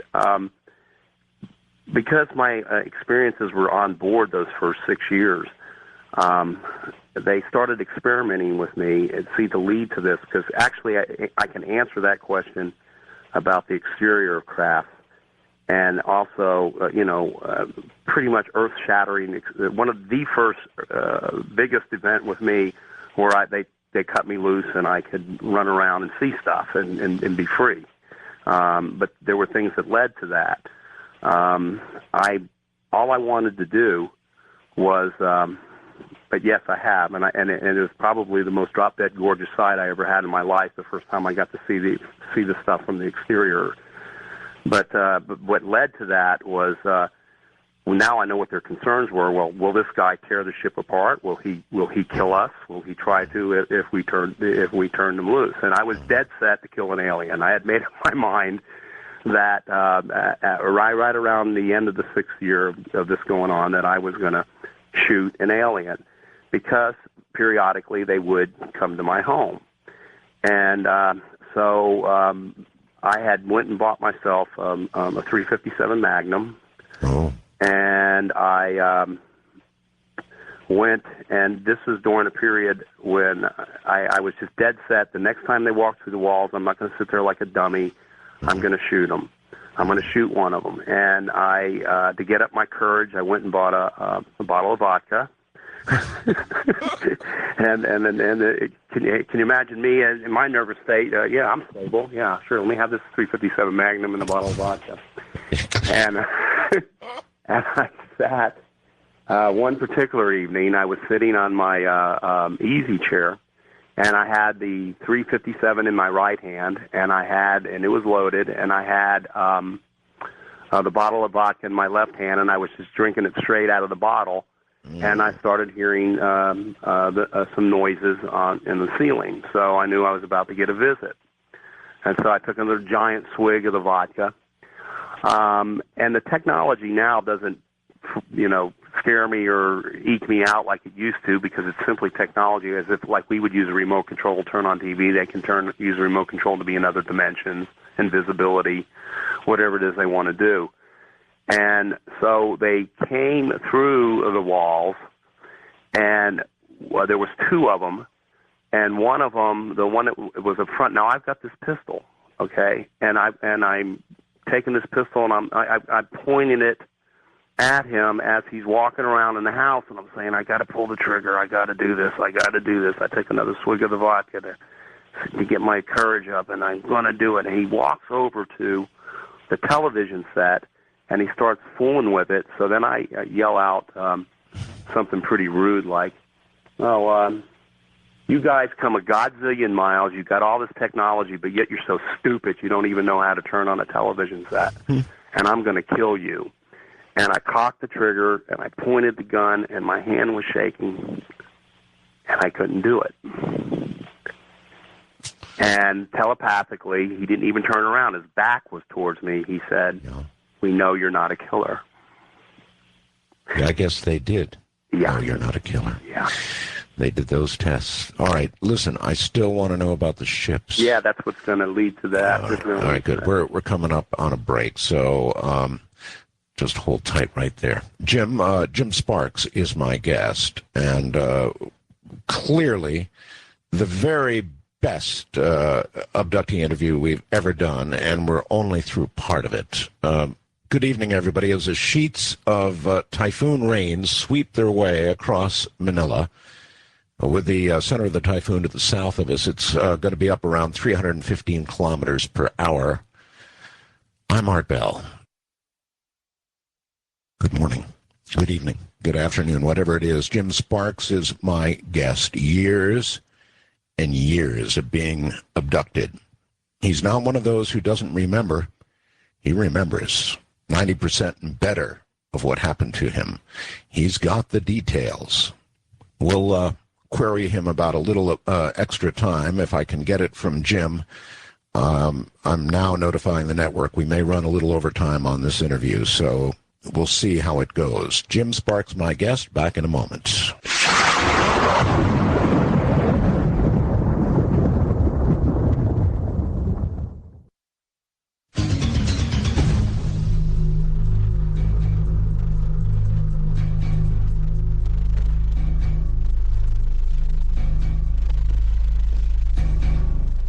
Jim Sparks, welcome back to the program. Jim, if I need another hour from you, can you give it to me? Well, I have to work in the morning, but for you and your show, sure. All right. You know, I can't tell my clients what I was doing tonight. Many of your clients may know. Jim, let's go to the ships. I really want a description of what you saw. We've had so many descriptions from the audience of what these things are like. I've had my own sighting, for that matter. Sure. What did you see? Well, shortly after the I didn't shoot 'em incident or experience, right, I had gotten pulled, and this marked an extremely unusual turn in the interaction with these things, with these guys. When I got pulled the hard way, when I came to, I was standing up. I was not on board, and I was on good old Earth and a clearing in the woods, meaning that the woods were cleared about the size of a football field, as if it had just been done. And I was standing, and I was able to move. So I had all my mental faculties. I had all my physical abilities.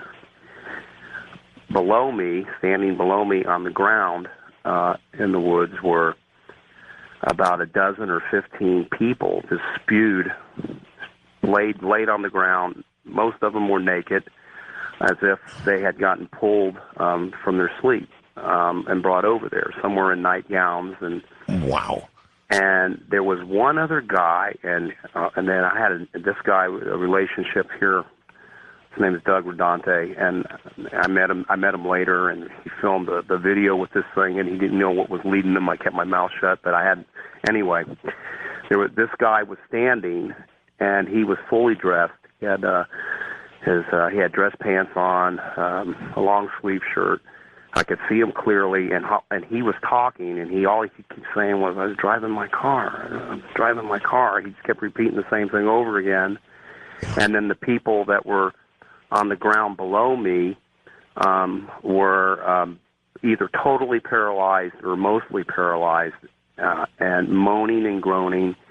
And this one woman I remember, blonde-haired gal was sitting in the fetal position, rocking back and forth, just scared to death, crying.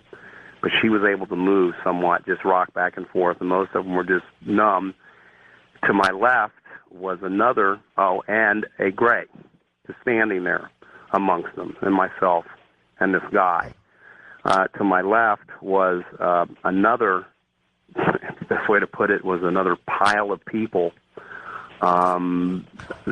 Another 12 or 15, all in the same position, different people with another gray standing there. And then to the left of them was another pile of people. And so what had me mesmerized was the fact that I could move, I could walk. I was looking at my hands, I was looking at this guy, and I was thinking to myself, man, this is the first time these guys have just let me like this, you know. And no, I wasn't on board. Again, it took a long time before they did that stuff. But for understandable reasons, once they firmly understood that you were not murderous, I guess you sort of graduated from some point. Yeah, I guess that's a good way to put it, Art. And I was seeing that, and it had taken years to get there. And the girl I was looking at the girl. My attention went to that girl that was moaning in the fetal position, rocking back and forth, and the gray that was standing next in my pile of people, so to speak, said to me telepathically, "Calm her." And then the next thought that came to my mind was, "Wow, are you giving me a task now? What am I, part of this thing? Well, this was a mass abduction. So I was like a kid in a way, but I was cool. Wasn't going to blow it. Now you're a senior abductee. Yeah, good way to put it. So I walked over to her and I put my hand on her shoulder and I said, "Hey, look, you're going to be okay. This is going to pass. I know you're feeling sick. I know you're feeling scared. We all feel like that. They're going to take you in this room, and they're going to teach you this alphabet." And then I didn't know what to say. I started saying this stuff, and then the Gray goes, "Don't tell her anything. Just calm her." Yeah. I think I was making her more nervous when I was saying that. And I said, "Oh, you're going to be all right. Don't worry." And then the other guy was going, my arm. He was complaining about his arm for some reason, and he was scared.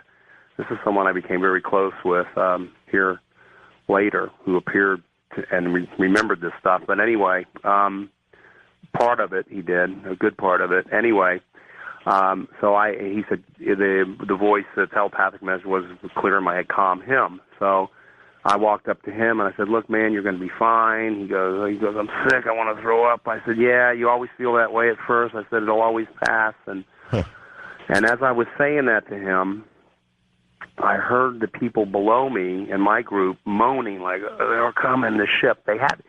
This was kind of weird, Art, because it was like they had some sort of, these were people being abducted, but they had some sort of knowing that some ships were coming for them, and the ship, they're coming, and I looked over to my left, and it was an overcast evening, which I didn't mention earlier. I remember the trees too; they were pine trees. So I figured and they were kind of like a southern pine. So I was somewhere in the south in the United States. So I kind of geographically placed myself there by the pine trees. And to the left, I saw in the horizon three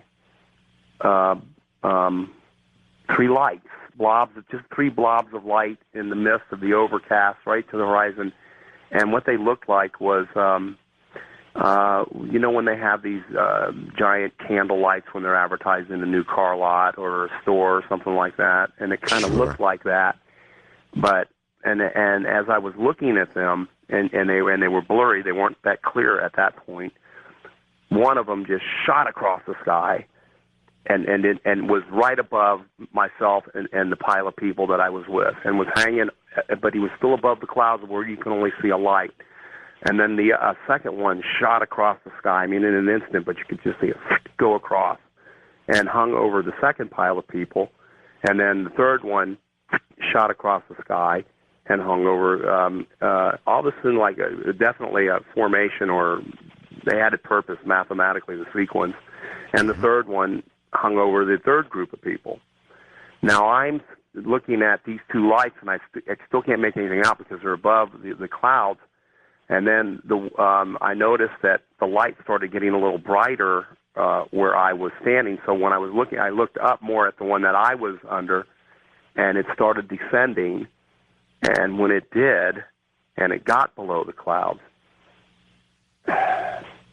it was just one of the most,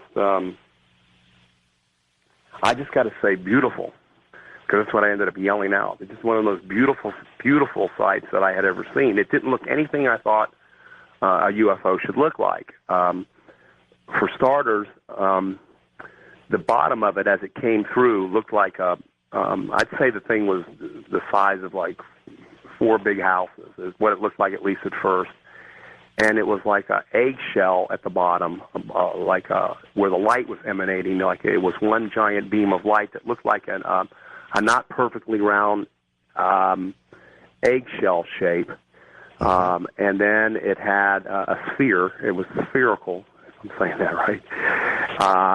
And then it had a dome on the top, but I could see windows, and I could see, or portals or windows, and in the windows were not just ETs or Greys scrambling behind the scenes. I could see people scrambling behind the scenes and looking out the window and looking at the groups and checking things out, like, they had just dropped down and saw us. And the light that was emanating from this thing just got brighter and brighter, and it was the clearest, brightest, whitest, cleanest light that I had ever seen in my life, with a beautiful, beautiful blue hue. And I just looked at that thing, and I was staring it up, and I raised my hands up, and I just went, "It's beautiful!" It's beautiful! And I could see people looking and running to another window and looking down, and I can see an ET. And then the second one dropped, did the same thing with its beam of light, and then the third one dropped. And I was just totally awebound. And they were all similar in appearance? Yes. But one thing about them was that I was thinking, even though I was overtaken by the excitement of it and everything, and I was thinking, these things don't look aerodynamic, because it just was not, they were certain, but that thing hanging out the bottom, maybe it was the drive that the light was coming out of. Any sound associated oblong? with it? No, totally silent. I've seen other craft, always silent, dead silent. Okay. It's almost like they kind of remind you of a lighter than air, like a balloon, that people travel, and it's just like they're surreal. There's no sound. There was no sound, and so it started. The one on top of me started descending even more, and I just had the frame of mind. It just came to me to do the symbol for high, which later became shorter and shorter and shorter. But the symbol for high, or the symbol for low, I did it with my right hand, which is to take my right hand and go from right to left, which was the I, and then to go straight up, which was the H for high. So I just went straight to the left with my right hand, straight up to the right for high or hello. Mm-hmm. And instantly when I did that, boom, I blacked out. Wow. When I came to, I was in what looked like a foyer, but a huge foyer, huge hallway, and all of those people. Now, see, when I say 90% or better, there's these periods like that where I'm here and then I'm somewhere else, but most of the time in those in the experiences, it's like 98%. I remember everything, but when it was the experiences like this, I black out. So I think what happened was they pulled us with this light somehow. But we were all standing in this foyer or hallway thing, all the people that were on the ground, and I was in the front of all of them, and to my right was this guy that I was telling you about, the one who said he was driving his car, right? Sure. And one of the ETs or Greys telepathically said, "Lead them." Now I'm thinking, lead them? It's almost like I knew what to do, but I didn't know what to do, and the only thing I could think to do was just walk forward. Okay. They're almost treating you like a trustee in jail. Yeah, you got it. Lead them. I mean, the words I remember specifically, lead them. And what am I leading them to? Slaughter? A lot of things come through your mind. Of course. But I wasn't sensing that kind of danger, and the people could stand up, but they were staring straight out like zombies, so they didn't even know they were there. The guy that was standing to my right, he was still scared, so I took his hand and I laid it on top of my right hand, and I started to take a step. And when I took a step, the whole group took a step. When I took another step, the whole group took a step. So, and I just picked up the pace, and I could see a light where we were walking to, and when we got to the light, it opened up into this huge auditorium. The best way I could put it, like the size of a basketball stadium, and a professional or college basketball stadium, huge. And all this scurrying was going on towards the back of the room, but with humans, and I could see more extraterrestrials, but I could see quite a bit of humans, and they were not in military attire. They were in civilian attire, lab coat-y-like attire, though, towards the back, and there were nothing but rows and rows and rows and rows of monitors with like a seat in front of them. And my instructions from that point was to seat them. Okay, so I take the first guy that was with me, well-lit room, noise going on, you can hear people talking, whatever they were doing, mass abduction, man. And what they did was really a surprise. But so I took the first guy, which was the one that I had had his arm on me, and I walked all the way to the end of the row, and I sat him on a chair in front of this thing that looks akin to a monitor, and sat him there. I walked back, and as I was walking halfway back, this was me. I go, I got to check this out. I got to see. So I started looking around. I started looking at the monitors. I started looking, trying to figure out what the people were doing in the back. And the telepathic voice went, no. And I kept looking, and it went, no, no. You know, like you would tell your dog, okay? Yeah, and sure. then I kept looking, and boom, I blacked out. So that's something they didn't want me to do, I guess. A big no-no. Yeah. When I came to again, I was sat in front of a monitor, and so was everybody else. And the whole thing was just filled with people sitting in front of these things. The screens lit up, and they all lit up at the same time, just like if you go to a showroom and they have the glass outside of where their new televisions, and there's 20 TVs all with the same channel kind of thing. Sure, so sure. The glow was coming identical from each screen, and the first thing that came up on these monitors was just a drop-dead gorgeous, beautiful blue sea, teeming with fish. And you could tell that your senses were heightened much. However they did it, they made your senses much more heightened than normal. So your emotions and the beauty of it, and it was so real, and the colors were so vivid, and they were so clear, and you've never seen a sea so beautiful. And I just went, wow.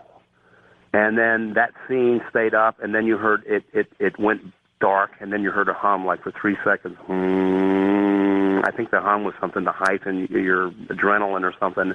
And then the screen lit up again, and it was a beautiful mountain scene with snow-capped mountains and a crisp, clear blue sky, and it was just gorgeous. And you're going, wow, this is so beautiful.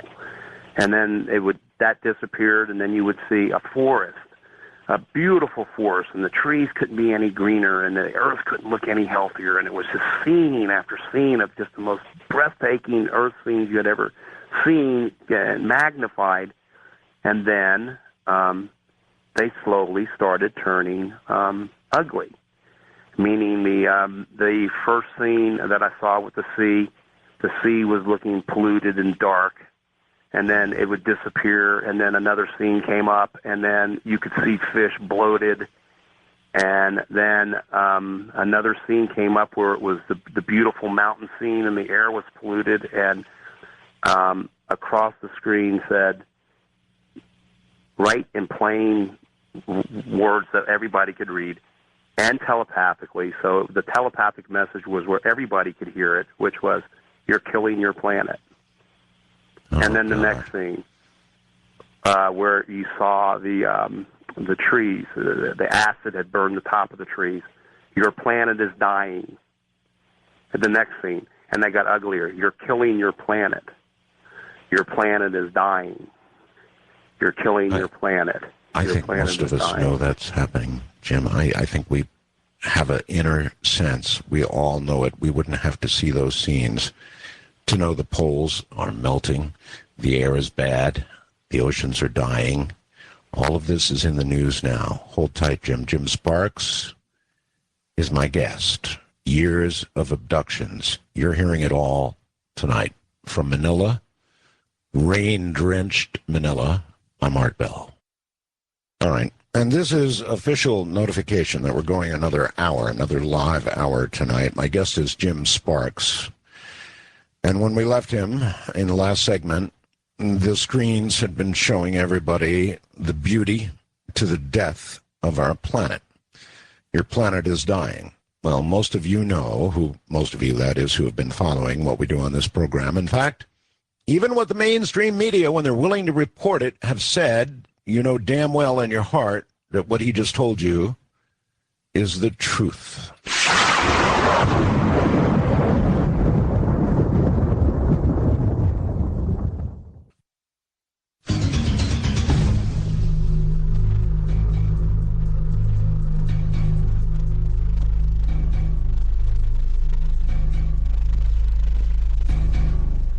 Some people block this out. Some are in denial about it, Jim. But even those of us who have not had the kind of experience you've had can see what's going on our planet and know the truth of what you just said. Sure.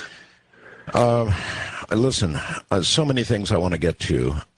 For example, I'm being pummeled. I have a little computer in front of me with my own little screen, and they get to ask me questions. They want to know, we certainly described the Greys in quite a bit of detail. I'd like to do the reptilians, if we could, the same way. As much as you can tell me about the physical characteristics, differences, tell me about the reptilians. Yeah, there's different species of them. And there's one type that are just huge. They're 9, 10 feet tall. Oh. They look like monster linebackers. Huge, thick necks. You are a football fan. Yeah. Scales. American, red, white, and blue. Really scales, huh? USA won all the way. But anyway, yeah, scaled, snake-like, scaly, small scales. Well, let me just stick with that one for now. They have, their pupils are red. Their eyes look like that of, in fact, all the, what would, again, commonly be referred, they never said we're reptilians, but would be referred to as them, have the snake-like or lizard-like eyes. But the big ones, I think what fascinates me about them is that their skulls or their heads, they're not pretty to look at, and they made it easy on me in the beginning by screen imaging or putting holograms of like a human face in front of their face so I wouldn't be scared when, well, I can get into that. But their foreheads, where your cognitive ability is or your thinking is, it's like their brains that protrude out or protruded out at birth or whatever it is, and they hang out over their brow, over their eyes, and some of it lumpy, some of it sticks out further than others. So it's like that part of the brain is super overdeveloped. That type, and they're all again telepathic. Then there's another kind that, now these are more human too. They have emotions, meaning they have feelings. They communicate slowly, which I can get into that in a little bit, but I'm describing them. Again, my experiences with them are 3, 5, 8%, somewhere in that nature over the last 20 or 18 years. That came later. For all I know, they're in control. I don't know, because it was like the Greys brought me to the point of a more normal interaction, and then they started coming into the picture in the latter years. Was there any sense, Jim, that the reptilians and the Greys were from, for example, the same planetary system, or do you think you were experiencing some sort of, for lack of a better phrase, galactic federation ship with creatures from different planetary systems? And you have to use the word sense, because they're not real forthcoming when it comes to that. I'm more inclined to believe that they're interdimensional, but that they can be in one dimension. They can be like 60 or 70% in one dimension and 30 or 40% in our dimension to do the work. Oh. If they need to be more in this dimension to physically move objects, then they may be 60 or 70% here. And, of course, most of the time they can be 100%. I think what I've learned is that these guys just don't die. And if they do, they live because, well, this is the messages later for people that I've gotten in about death. But anyway, they go on for thousands and thousands and thousands of years. So where they're from isn't anything to do with where they're at now, if I'm making sense to you. Yes, you are. Because they travel time like you would work a remote control. In fact, if you remind me, I can tell you an experience where they returned me 3 minutes before I left, and I saw myself, and I saw the sequence of everything, and it was fascinating. And so I can tell you about being at the same place at the same time and what that's like and how one sees the other and the other one doesn't and that kind of stuff. Okay. But there's something else I want to quickly ask. You mentioned that the man, I think it was the man with the arm, that you became friends with this man, and you even gave us his name, right? Sure, I did. Uh-huh. What is this man now doing? Have you had interaction with this man? Oh, aside? Yeah. He's become a very close friend. He lives in Florida now. He's in Florida? Yeah, and I'm now in Nevada. And his name again? Doug Rodante. And so you communicate, you talk with Doug? Oh, yeah, he has a small Infinite Communications, a small video production company, and what had happened was I had gone to, in the latter years as things progressed, and I was sharing more of the story. I got invited to speak at a MUFON conference. It was in Tampa. Yeah, it was in Tampa, and several months had gone by. But I remembered this guy. I remembered this guy. I remembered this guy. I remembered this. And I know I was supposed to remember this guy. And I know there was a reason and it was planned, so it wasn't some haphazard, because he was standing and walking and talking, and which is unusual, particularly to be first pulled like that. But anyway, I went to this conference, and it was just before I was going to speak, and I was getting some fresh air. I was standing out in the area there in the courtyard, and there was a sidewalk. And he had, look, I'm not a professional technician, but he had one of those giant cameras on his shoulder that the news people use, one of those professional type. Sure. And I saw him, and he was coming down the sidewalk, and I just, my heart stopped, and I said, man, it's that guy. It's that guy. I can't believe it's that guy. And this is the way I am, because again, I don't embrace alien culture. I'm very leery, but I've come, I have a much healthier respect, and vice versa. But I'm always cautious. And I'm not going to say nothing. I'm not going to say nothing. I'm going to see if he says anything. And he came walking by the sidewalk. He took a glance at me. He kept going, and he had this giant thing on his shoulder, and then he stops. And, when he stopped, he's like wobbling back and forth because he had this piece of equipment. And he turns around, and then he came over to me. He goes, "Do I know you?" And I said, "No, I don't think so." I let this go on for and what it led to was really neat too. The visitor phenomena. We did a video, but he says, "Do I know you?" I said, "No, I don't think so." And I just was biting my tongue, He says, "Man, of course, yes. Let me jump ahead. Is Doug Rodante, is that correct? Yes, sir. Is Doug willing to back up your story? Sure. I haven't. When was the last time I talked to Doug? I guess it was about 5-6 weeks ago. Oh, he's a neat guy. He part of this thing where this filter that you can, this water thing that it doesn't even require electricity. He took it over there where that tsunami hit, where you can put, and I mean it works. The military's trying to get them to make small ones for. I go into these things. I run into these people because of this phenomena where it purifies 30 gallons of water. You can put it in a cesspool and it'll purify 30 gallons of water an hour. Wow. It's solar powered, or you can plug it in. And they flew, and he has an airplane, and they flew it over there where all that trouble was, 50 of these things. And close to me, actually. So Doug will back up what you say. I mean, this is so incredible. The whole thing is so incredible to find somebody that was actually on the craft with you. It's cool, My isn't it? God. Isn't it cool? And so, but I let this thing flower. So I was being really tight-lipped about it because I didn't want to say, I know who you are, blah, blah, blah, blah, blah. I mean, these are the things I just learned over the years, like dealing with these guys and dealing when I say them and all these things that unfolded, and I would watch and I would listen, I would see.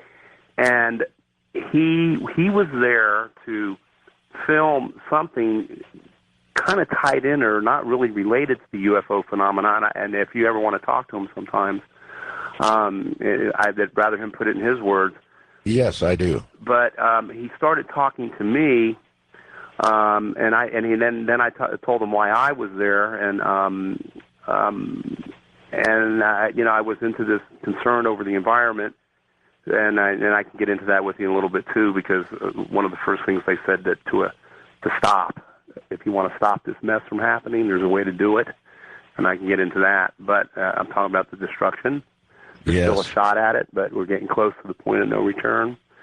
But and we really are. But the point of no return, once we hit it, it'll just be a slow degrading process. That, well, there are a number of scientists who think that we may already have reached it. We got a if we're shot. Not there, we're very close. We got a shot.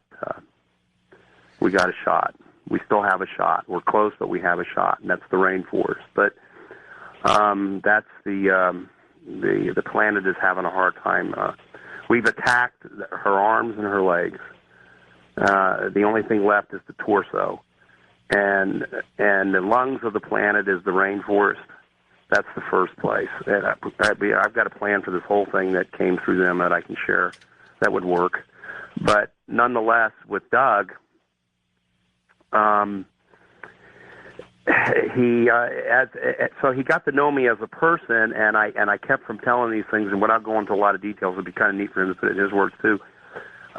He just had this. It sparked this immediate interest in him to produce a video regarding the phenomena and my involvement with it as an abductee, and he just got instantly, like a light switch hit him, to involve his company at the time and his business at the time in producing a video, and we did called the Visitor Phenomena. Okay, obviously these people, these aliens of all sorts, were on a mission to show us that we were in the process of destroying our planet, and something's got to be done about it. But and there's got to be some reason, Jim, that, you know, I mean, you've already told me and explained that there's government contact, there's government involvement, heavy government involvement. You would think that this message would be one that you would carry to our government or to the governments of the world. Instead, they continue to abduct people by the dozens or hundreds, who knows, and they're laying this almost impossible mission on regular people. Why do you suppose that's going on instead of the government itself, instead of our leaders, those who could actually order something done about it? Exactly, and well, that's what led to the interaction with the scaled guys, I guess reptilians.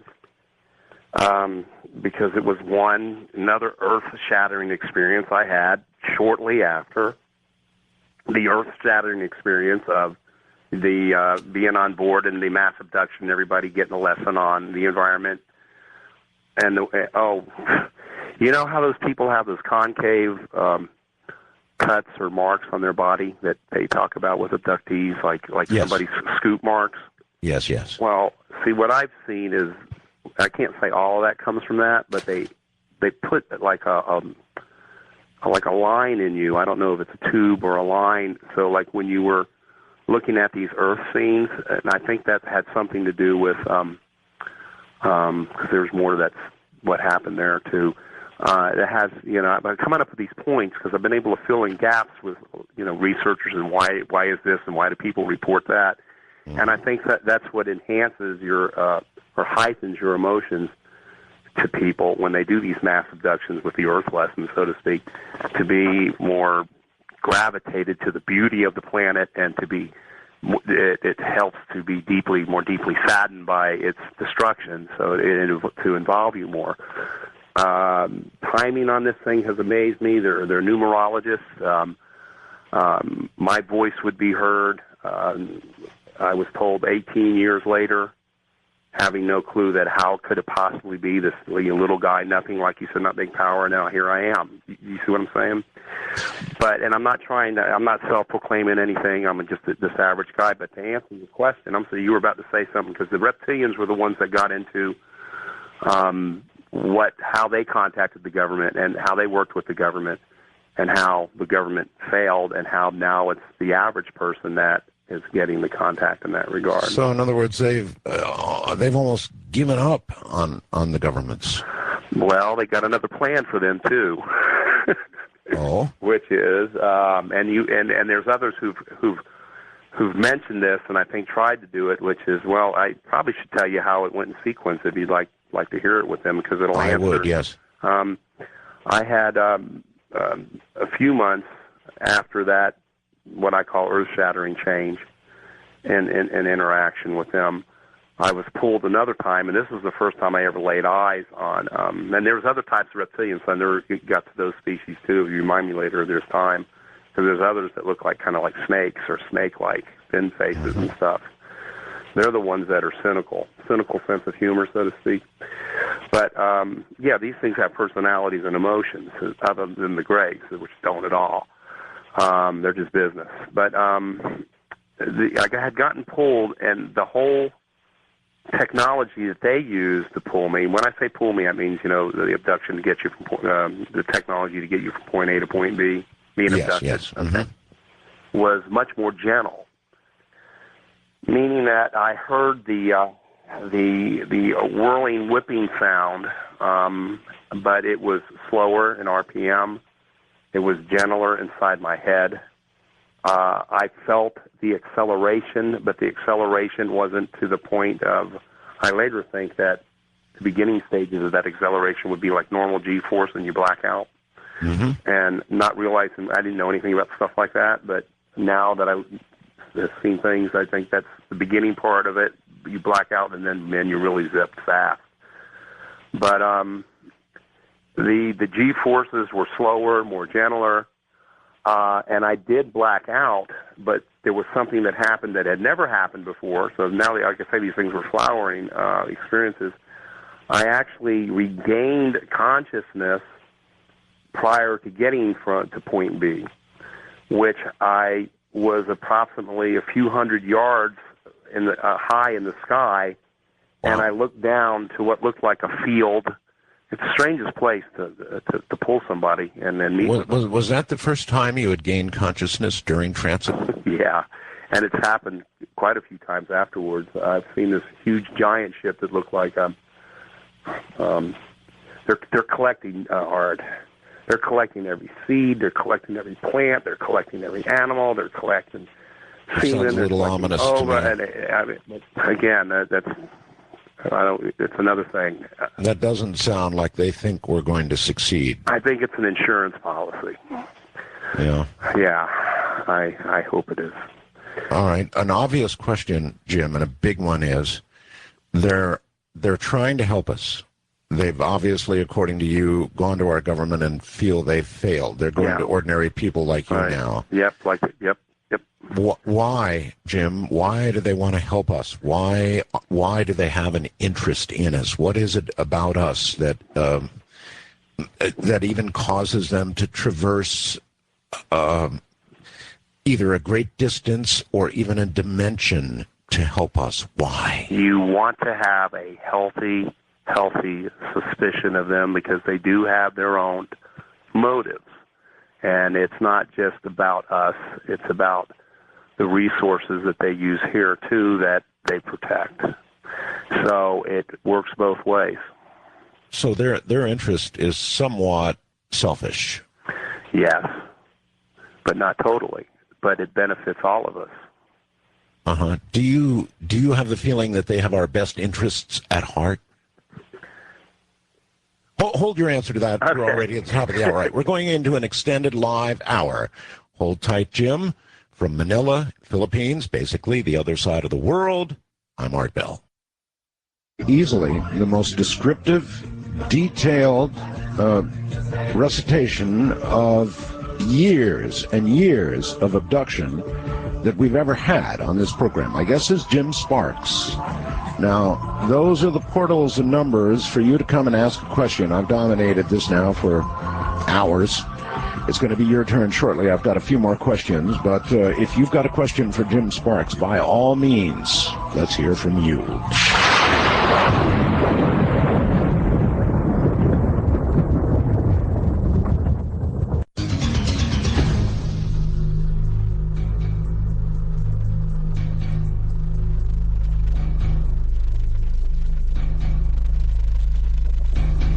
With this much detail, his book, The Keepers, An Alien Message for the Human Race, has got to be a real winner. And I'm sure there's much detail in there that we're obviously not getting to tonight. So make it to Amazon or whatever and grab a copy of The Keepers. Jim, welcome back. Well, thank you. All right, I asked you if you believe they have our best interests at heart. And it was sort of a mixed answer. Is that have a healthy suspicion? I got to see if there were 360 degrees, separate degrees to their, let's say, when I say they, let's talk about the Greys and reptilians combined, to their agenda.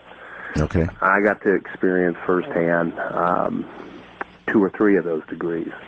And so not only do I do my best to look at things as logically as possible, keep it with technology, don't sway to the left too far, don't sway to the right, and I have a business perspective. And there's one area that I'm right at 100% certain, for example, that they do farm mammals and humans, just not hurt us, farm, but for raw materials to create various types of worker beings. These things are seen. I've seen the worker beings with reptilians. I've seen the worker beings on board with Greys, and I've seen them on board with us people. I've seen the worker beings with humans, and this is another type of, I don't know if they're aliens or what, but they're, I think other people refer to these type as blondes or something to that effect, but Nordics, maybe? Yes, that's what it is. And I've seen, but I've had 1 or 2 little short glimpses and experience with them, but they look like people, but I've seen the little worker beings running tasks for them. But the point being is that that's an investment, meaning that the raw materials necessary to make these things, the earth is one of the places for them to get this stuff. And so, like any other farmer, I don't mean to be so crude, but I'm just going to put it in basics.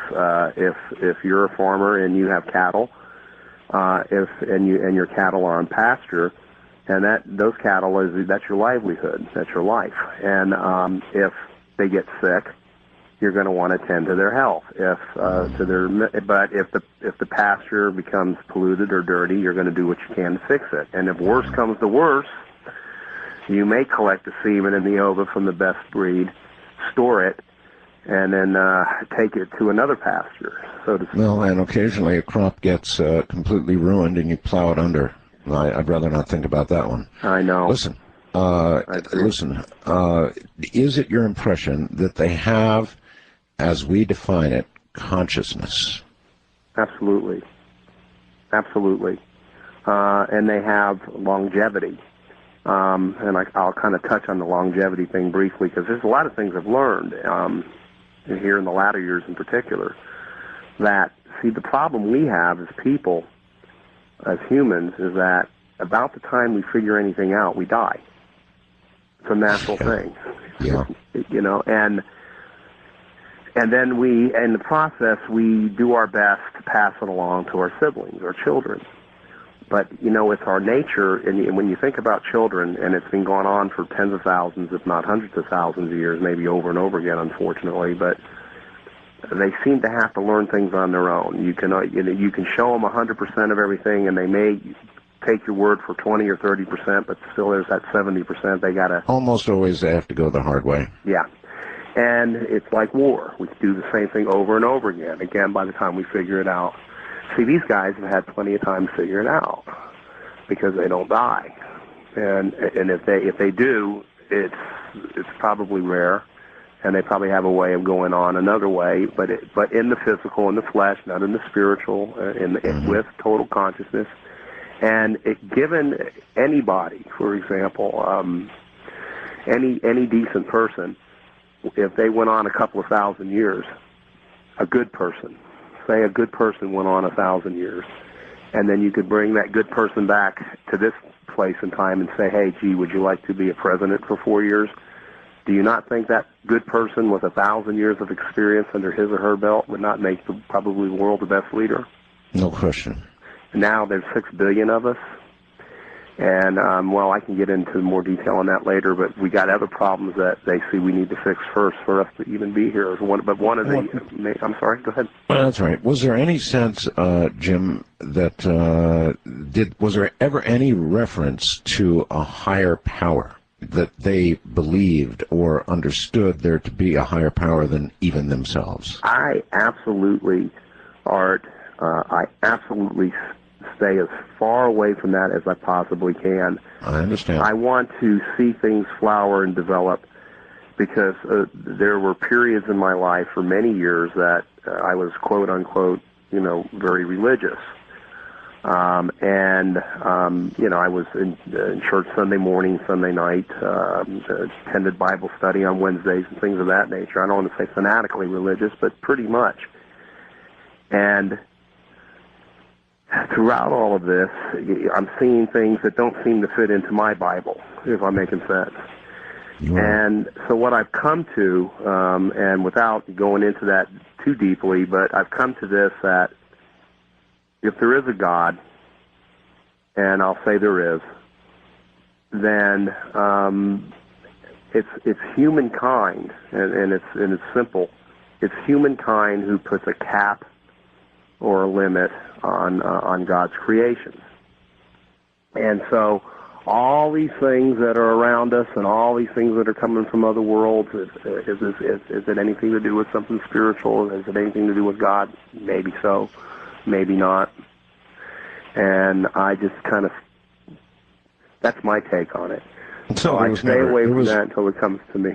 Yeah, there was never any reference from them telepathically or any other way to indicate that they worshipped anything at all. Well, there was tricks. They're masters of deception, as we would define deception. But it's whatever it takes for us not to know they're there for their own reasons. So there were times that they tried to come across to me to get me to cooperate as if they were some. They themselves were angelical or spiritual or of God, and then the reverse, they were of darkness or the devil, and they were demons and this stuff. Well, I wasn't buying any of it, that makes you a very good observer. All right, look, I've got a lot of people who want to ask you questions. Let's see if we can move through them fairly quickly. First-time caller line, Annie from Kansas. You're on with Jim Sparks. Hi, Jim. Hi, Annie. I was wondering, have you had any family members abducted, parents, or any relatives? And I did have two questions. The second one was, why do they say tell no one? They threaten family members. They threaten people not to say anything, but yet they've told you that your voice will be heard. Addressing the first question regarding family members, Annie, in the early years, they couldn't have been any more reverse of accepting anything like that could be possible. As the years went on, and particularly my mother started opening up about experiences that she had. And she only opened up. Now, my mom passed away a couple of years ago, but a couple of years before she passed away, she finally opened up to And this is just human nature. It's like people need backup before because they're afraid to say anything. They don't want people to think they're crazy or things of that nature. But she opened up and started describing things that had happened to her. And I knew what they were because she was describing gurneys, and she didn't quite know. My mom was the old Italian, old-fashioned type. She never learned how to drive, and she was just pleased just being in the house and taking care of the family, and that was her mom. Okay, so she had been abducted. Yeah, she had been abducted. So, but she wasn't forthcoming about that in the early years because, quite frankly, I was scaring everybody with my, just straightforwardness about it. But to answer the question, yes. All right, and on threats to keep your mouth shut. You mean through ETs or through people? Well, I had the impression she was asking that I guess some ETs have made threats to people to keep their mouths shut. Is that so? Well, all the threats to keep my mouth shut were from people. And they were... Well, that figures. Yeah, and I mean, literally came... you didn't want me to go on in too much detail on some of this. Again, there's stories on top of stories with government people. You were contacted by the government, weren't you? Yeah, they came to my door. Who came to your? Who exactly came to your? Well, I had an experience where, for several months they kept watch, and I mean they were blatant about it. It wasn't like I couldn't see it going on. They followed, and I wasn't just paranoid. Okay, and again, I think you're getting to know me by now that. I look at things as they are. I don't swing too far to the left or the right, and if something may be paranoia from all of this, then I'm really strong about making sure it's not before I presume or assume that it is a case, and it is. And when there's a white four-door sedans sitting in front of your across the street from your house near the woods with two guys in it, taking 2 12-hour shifts for weeks and months on end, you kind of get the feeling that when you get in your car and they follow you, that somebody's watching you, okay? All right, but when they actually contacted you... They came to the door the first time, and I even went to the FBI to try and shake them off, and I can tell you about that, too. That was an interesting story. I was bold. I didn't care. I knew it was happening. I didn't care. But this is it. This is real. This is what's going on, and I was a lot stronger about... that in my earlier years, and I've mellowed out quite a bit, and things have evolved. Okay, well, they came to the door and said what? They said, you have to stop talking about it. And that's the first words out of their mouth, you have to stop talking about it. And I looked at them, and I really did this, what I'm about to tell you, because I was, again, a little stronger, more full of, vinegar, so to speak. And I kept my mouth shut, and if you don't stop talking about it, and you don't keep it to yourself, and these were the guys that were sitting in the car following me around, they finally came to the door, it may affect your family. And so that got me so angry that I jumped across or leaped across the porch with my hands forward and just put my hands around part of one of their neck and shoulder, and pushed them into the side of the porch, and I was just so raged because now what you're threatening? I'm going through all of this stuff, and now you got the nerve to threaten my family, and I was squeezing this guy's mostly his shoulder, and they stayed 100%. It was so eerie, Art, 100% and totally calm. The other one didn't do anything. I'm holding this guy up against the wall. I know my face must have been red, purple, and green with anger at that point, with all the frustration. But what made me scared was not because they were there and doing that, was like they just weren't responding to it like you think they would, like throw me down or do something like that. Yeah, that's odd. You'd think they'd take the opportunity to become violent. And I just let him go. And when I let him go, he just brushed himself off. And they continued to walk down the sidewalk, my sidewalk, towards the car, and then they both turned around at the same time and said, "Stop talking about it." And then they got in their cars, and when they left, or the car and left. And then I can go on with this. I mean, that's just another story in itself. I don't know if you want to hear it or not further. You went to the FBI. I did, and they followed me right straight over there. That was in Houston. I went into the office, and the way the office was set up over there, and I don't know if it's still the same now, but I can describe it. It was fenced, and I parked inside the fence area, and their car sat outside the fenced area, so they didn't even budge from the FBI. They just sat out there in their car, and then I made some not nice gestures at them as I was going up the steps to the front door, like I got you now. I thought I did. So you got into the FBI building, and no doubt were given an appointment with an agent. Yeah. Oh my God, Jim, what did you say? You know what? When I went in there, it reminded me of a doctor's office, because the receptionist lady, the secretary, whatever she was very nice. She was very polite, but she was behind like a very thick glass window. But she slid it just like you were at a doctor's office. That's what it reminded me of. And I said, I got a real problem. And then all of a sudden I thought, oh my God. What am I going to tell this guy? I've got aliens chasing me, and I've got these people. Exactly. So I just switched gears right away. I said, there's a demonic cult that's bothering my family in bad ways, and I want to talk to somebody about it. That was all I come out of my mouth. What else? So I'm thinking, man, what are they going to do? Baker act me, put me in, whatever. Say, lock me up. You got a cuckoo here. And so when the guy came out, the gentleman came out. You could tell he had special agent so-and-so. He was a supervisor. He was kind. He was reserved. He was very calm. And I said, look, I've got some kind of cult, devil cult, or whatever it is, that is bothering myself and my family. I said, and they're even hanging around in a car. They're following us. And I was real calm, and I didn't want to act like some paranoid, delusional freak, off the street. And I looked well. Sure. Okay? And I spoke well. And what he said was simple. He said, the FBI will only get involved in things like that. First he said, cults are perfectly legal, okay? He said, however, the ones that are not legal, he said, local law enforcement or your local law enforcement has to contact us first to say there's a problem. So what you need to do first is go to your local police. And then that sounds exactly like what they would say. That's what he told me. But I'll tell you what bothered me, Art.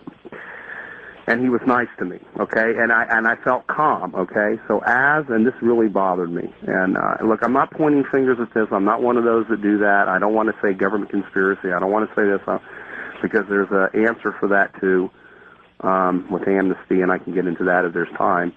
And all this is not coming from me. It's coming from higher minds than mine that I've been interacting with. But when he walked me to the door and he opened the door, and as I started to go down the steps, the car with the two guys was still sitting outside the fence, and he gave him a nod.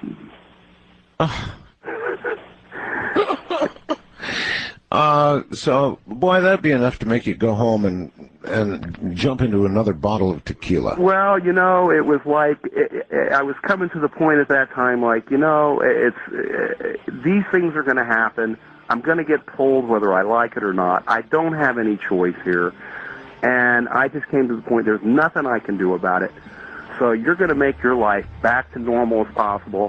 When these things happen, they happen. Don't think about it. Just go on and see. Jim, is it still going on now? Oh, in a very positive way, yeah. In a very positive way. Yeah. So you're still having contact. Oh, yeah, not quite the same. It's, I kind of laugh now about the old days the way it used to be, because it was horror-filled and traumatic. There's no doubt about it, but it's different now. Okay, Jim, hold tight. We'll find out how it's going now, and I promise we'll get more calls in a moment. This has been really something special. In the middle of an extra hour from Manila, rain-soaked Manila, I'm Art Bell.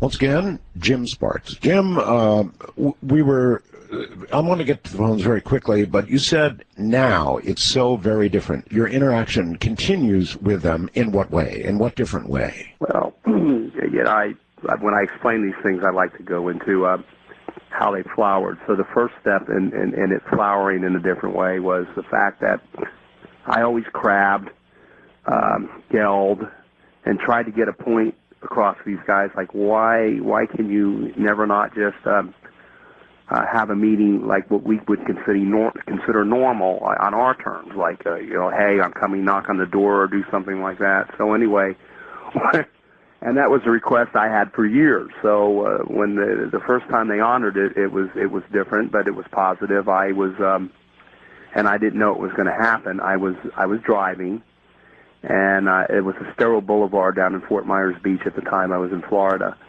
And I was on the way on the south end of the island where it's wooded and natural, and there's it's just a natural environment. And as I was going down the road, a light in the sky, extremely bright, at a 45-degree angle, just shot straight across my point of view and beamed that light right in my eyes as I'm driving the car to where I almost where I started to put my hand in front of my eyes, and it was several miles away. And the telepathic message was, go here. And go here meant a spot in the swampy part and the back bay, which was across from the Gulf, out in that area, which was a very kind of a scary place to go and be by yourself in the middle of the swampy, animals and all that stuff. But that's their nature. You always have to be vulnerable. They will always be in control. Always. These guys, oh God, I can go on. But anyway, they leave nothing to chance. So they burnt an image in my brain, so to speak, where to go. This was the beginning of interaction on more of a normal tone. And so I drove there. I knew exactly where they were talking about, even though I never was in that spot, and it was in the woods, and it was in a swampy area, and I parked my vehicle there, and I was sitting there. And a shadow of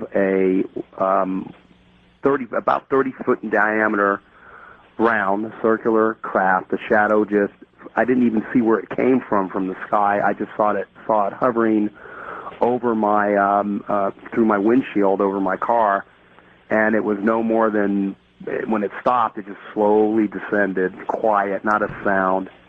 And I was scared to death because, again, I was vulnerable. I was by myself, but, hey, this is different, I was telling myself. And other people have witnessed this stuff with me that I'll tell you about later, so it's just not me. I've had experiences where people have seen the craft on the beach and tripped them out. But anyway, it was late at night. It was like 1 o'clock in the morning, hardly any light, and the shadow of the ship was hanging over the car. And there was the telepathic connection with "we're here." And then, just like out of nowhere in my mind, I just started ripping them apart. What is wrong with you guys? You want me to help save the rainforest. You're telling me that I'm supposed to get this message out. I'm not getting any backup from you. When is this book going to be published so people can learn about what you're about? And I just started screaming all these emotional things like, where are you at in assisting, helping the world, so to speak. And I was screaming it out to him, too, verbally. And then a calm telepathic message came back and said, your emotions are getting in the way of us getting the data. Well, and we assigned you an impossible mission. My God. That's exactly right. Listen, you don't have a lot of time. Wildcard line, I think it's Michael in Columbus, Ohio. You're on the air with Jim. Thank you, Art. Hello, Mr. Sparks. How you doing? Hi. Pretty good. How about yourself? I'm doing all right. Security officer in the middle of the night. I have two questions connecting. The first one is, you've been dealing with these beings now for 18, 20 years, and I've been listening to you over the night, and my major question is, how accessible are they? Do you know what planetary system they're coming from? How accessible are they to us and us to them? And the second part of my question is, since you've been in the ships, you've seen them and everything else, do you have any idea of the propulsion system that they're using to go back and forth and how fast that area is? And I'll listen off on the radio to your... All right. All right. First, the propulsion system. Do you have any of those kind of details? The gentleman's name was Mark, Art? Was it Mark? I think so. No, not anyway. Okay, well, yeah. Propulsion system. There's again, it's a time thing now. There's varying different types of ways that they go from point A to point B. And I can go into a more exacting detail, but I'll just be kind of outline it. Interdimensionally is one way. They use other dimensions to travel. When it comes as far as time is concerned, how long it takes, there's little to no time involved. Literally, they can be one side of the galaxy to the other in a split second. There's another way that I've seen them come around, and other people have been lucky enough with me, and I was just so thankful whenever several people are around me and there's a sighting, and I know it has a little bit or a lot to do. I try to be as humble as I can with this, with me, or an interaction with me. Another way they do is they beam like a light. This is one way. This is a little more primitive in my mind. This is the way one species does it. They beam something that looks like a light, that they can control the light like it does an end. It comes out first. So let's say they were, just hypothetically, I'll just use Mars. That light beam would come out first and stop. So it'd be a light that would stop, which is really weird. And you would see that for a few seconds, and then out the end would come a craft. Another way they go is, so the interdimensional thing is interesting because the laws of physics as they naturally apply in our dimension don't apply in other dimensions. So you can transfer the universe in no time flat. So I'm going to say interdimensionally, and something that looks, just again for time's sake, and I can get into more detail another time if you'd like, with something that beams out like a light, and then a few seconds later it pops out the end of it, a craft. And the craft is different colors as it's coming out the end. So it might be blue, it might be red, and it's sort of like orienting itself or orienting itself in this dimension, and then it'll turn white, and then it'll start reflecting light. And when it reflects light, they're here, and boom, they're gone. All right. He asked you how accessible they are, and I guess that I'm not sure. I guess to you, for example, if you want interaction, do you get it? There have been a few times in 18 years, and I can count these times on less fingers than I have on one hand, where I have gone through extremely, let's say, traumatic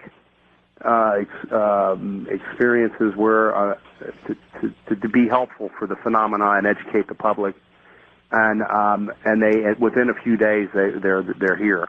But you got to understand the nature of the creature. Again, they're masters of deception. They're chameleons. They don't want to be predictable. They don't want you to be able to figure out when they're going to come and when they're going to go. When you say masters of deception, that resonates with a lot of religious folks out there who say, yeah, I told you, masters of deception, they are the devil. Well, meaning when I say that as a chameleon, a chameleon can be, you control it. Chameleon can be on a tree and he'll look like the tree bark. Whatever it takes. When I say deception, maybe I shouldn't be using that. I should change my verbiage. I'm not an English major. I understand. Yeah, I'm clear on the difference. Thank you. First-time caller line, Teresa in Colorado. You're on with Jim. Hello, Art. Hello, Jim. Hi, Teresa. Hi. I didn't hear the whole show, so I might have missed this part. But I was curious if the aliens gave you any information about what we can do as individuals. It feels rather overwhelming, especially when our government is in denial or suppression about the whole subject. Sure. You're right about that. Yeah. Sure. Well, again, if there's time to go into detail, but I'll try to make it right to the point.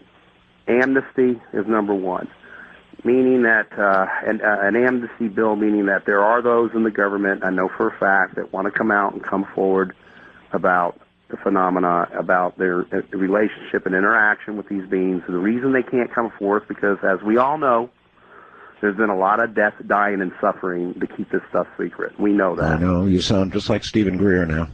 And coming forward would mean execution, in a sense. So an amnesty thing for them to come forward. As far as the environment is concerned, and I really didn't want to do this in a few seconds, but I understand the time thing, to lead to this so it'll make sense.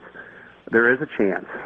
And the chance clearly is the first place, and there is a plan. And Art, if there's ever a time you'd like me back on to go into a little more detail with that and other things. Oh yes. But there is a plan for the first thing and foremost, an absolute must, is the rainforest. The rainforest. That's the heart, the lungs. That's the only thing left that's filtering, cleaning, so to speak, and I can get into that detail another time. And there's a way to preserve it. There's a way for the United States to get involved, the rest of the world, and there's a way for the military to be involved. There's a way for all the secret agencies to be involved.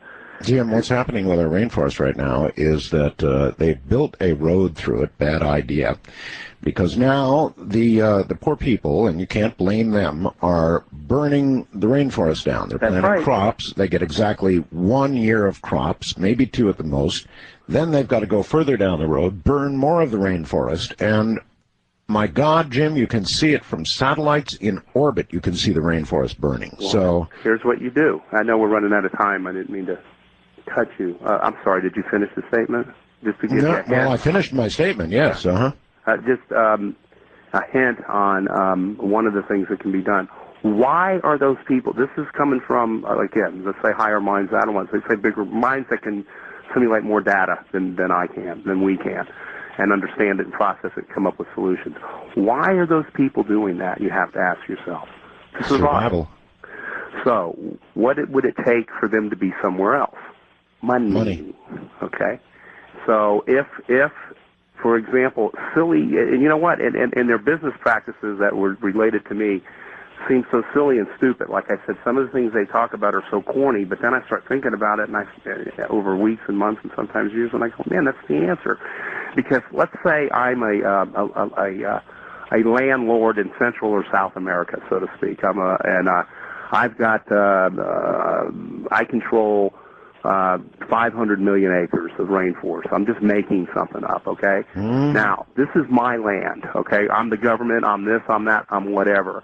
What would be the wildest hopes and dreams that I think money that I can get for this property, this resource? Simple. Double what they want. Double it. Buy it. Double it. Maybe we better start doing that. I don't know what it's going to take.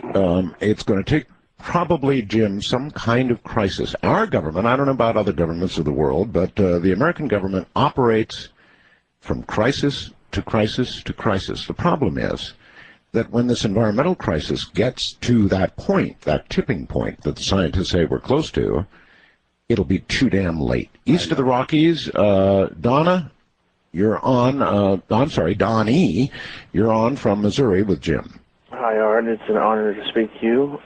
Thank you. Jim, did you say earlier that you had spells of blanking out when you encountered the ETs? Yes. Blackout periods would be when you're being pulled. Blackout periods would occur when I would be doing things that they absolutely didn't want me to do, and there was no other way to stop it but to, put me down, so to speak, which would be render me unconscious. Well, is it possible that while you were out that they were doing experiments or trying to implant you with chips? Oh, sure. Sure.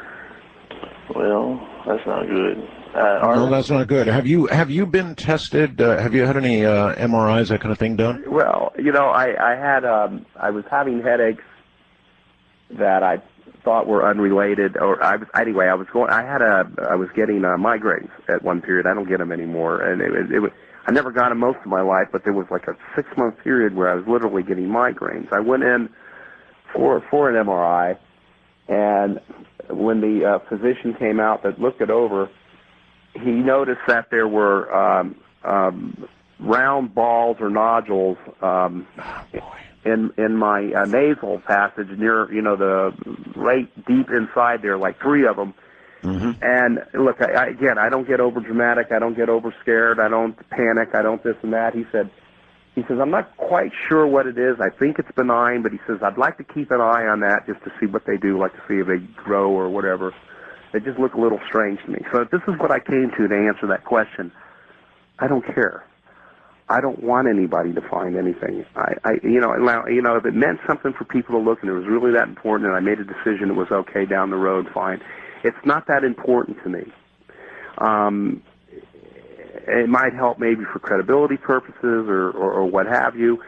For all I know, I can have 500 chips inside me. For all I know, I might only have 3, which, this physician saw through the MRI. So I don't really have a desire to do it, and I'm not super opposed to it. It's just that I kind of look at I'm listening to the message, and I'm not concerned about the messenger as so much as I am the message. If I can relate that and make sense. You do. Gary in San Antonio, Texas, time short. Jim Sparks is all yours. Art, first time to talk with you. Always a pleasure to listen to you. Mr. Sparks, if those creatures are so concerned about this planet that they gave our government the technology to cure the world's ills to share with the rest of us, and our government, you say, won't do that, then why haven't those creatures given you the technology or someone else to share with us? And question 2, did those creatures instruct you that they created or modified our DNA? Thanks. Okay. Well, those are 2 big ones, and they're good ones. Hey, being pessimistic about them is absolutely a right to feel that way and think that way, and I'm with you that way. As far as that is concerned,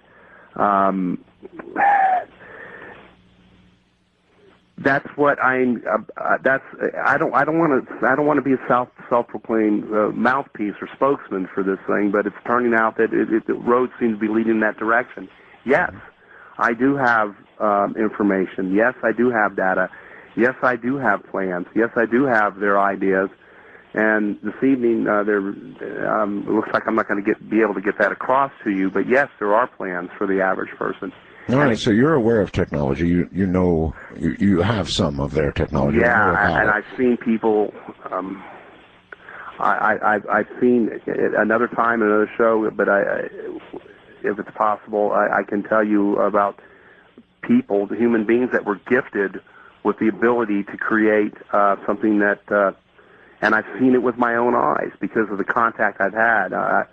I even worked for 6 months with a defense contractor, military defense contractor. Okay, we'll hold that for another show. And promised that I would never reveal who he was. Okay, we'll hold that for another show. Stop there. DNA. Have they tampered with our DNA? That's almost got to be a yes or no question. Yes, from day one.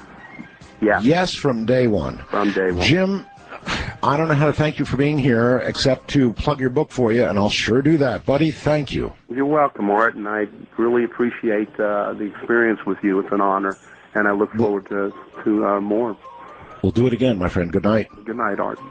That's Jim Sparks, 5 hours. It's a very rare thing that I'll do that, but ladies and gentlemen, this one justified it. The book is The Keepers, an alien message for the human race. I absolutely recommend you check it out. That man had a lot to say. Whew, what a night. My God, what a night.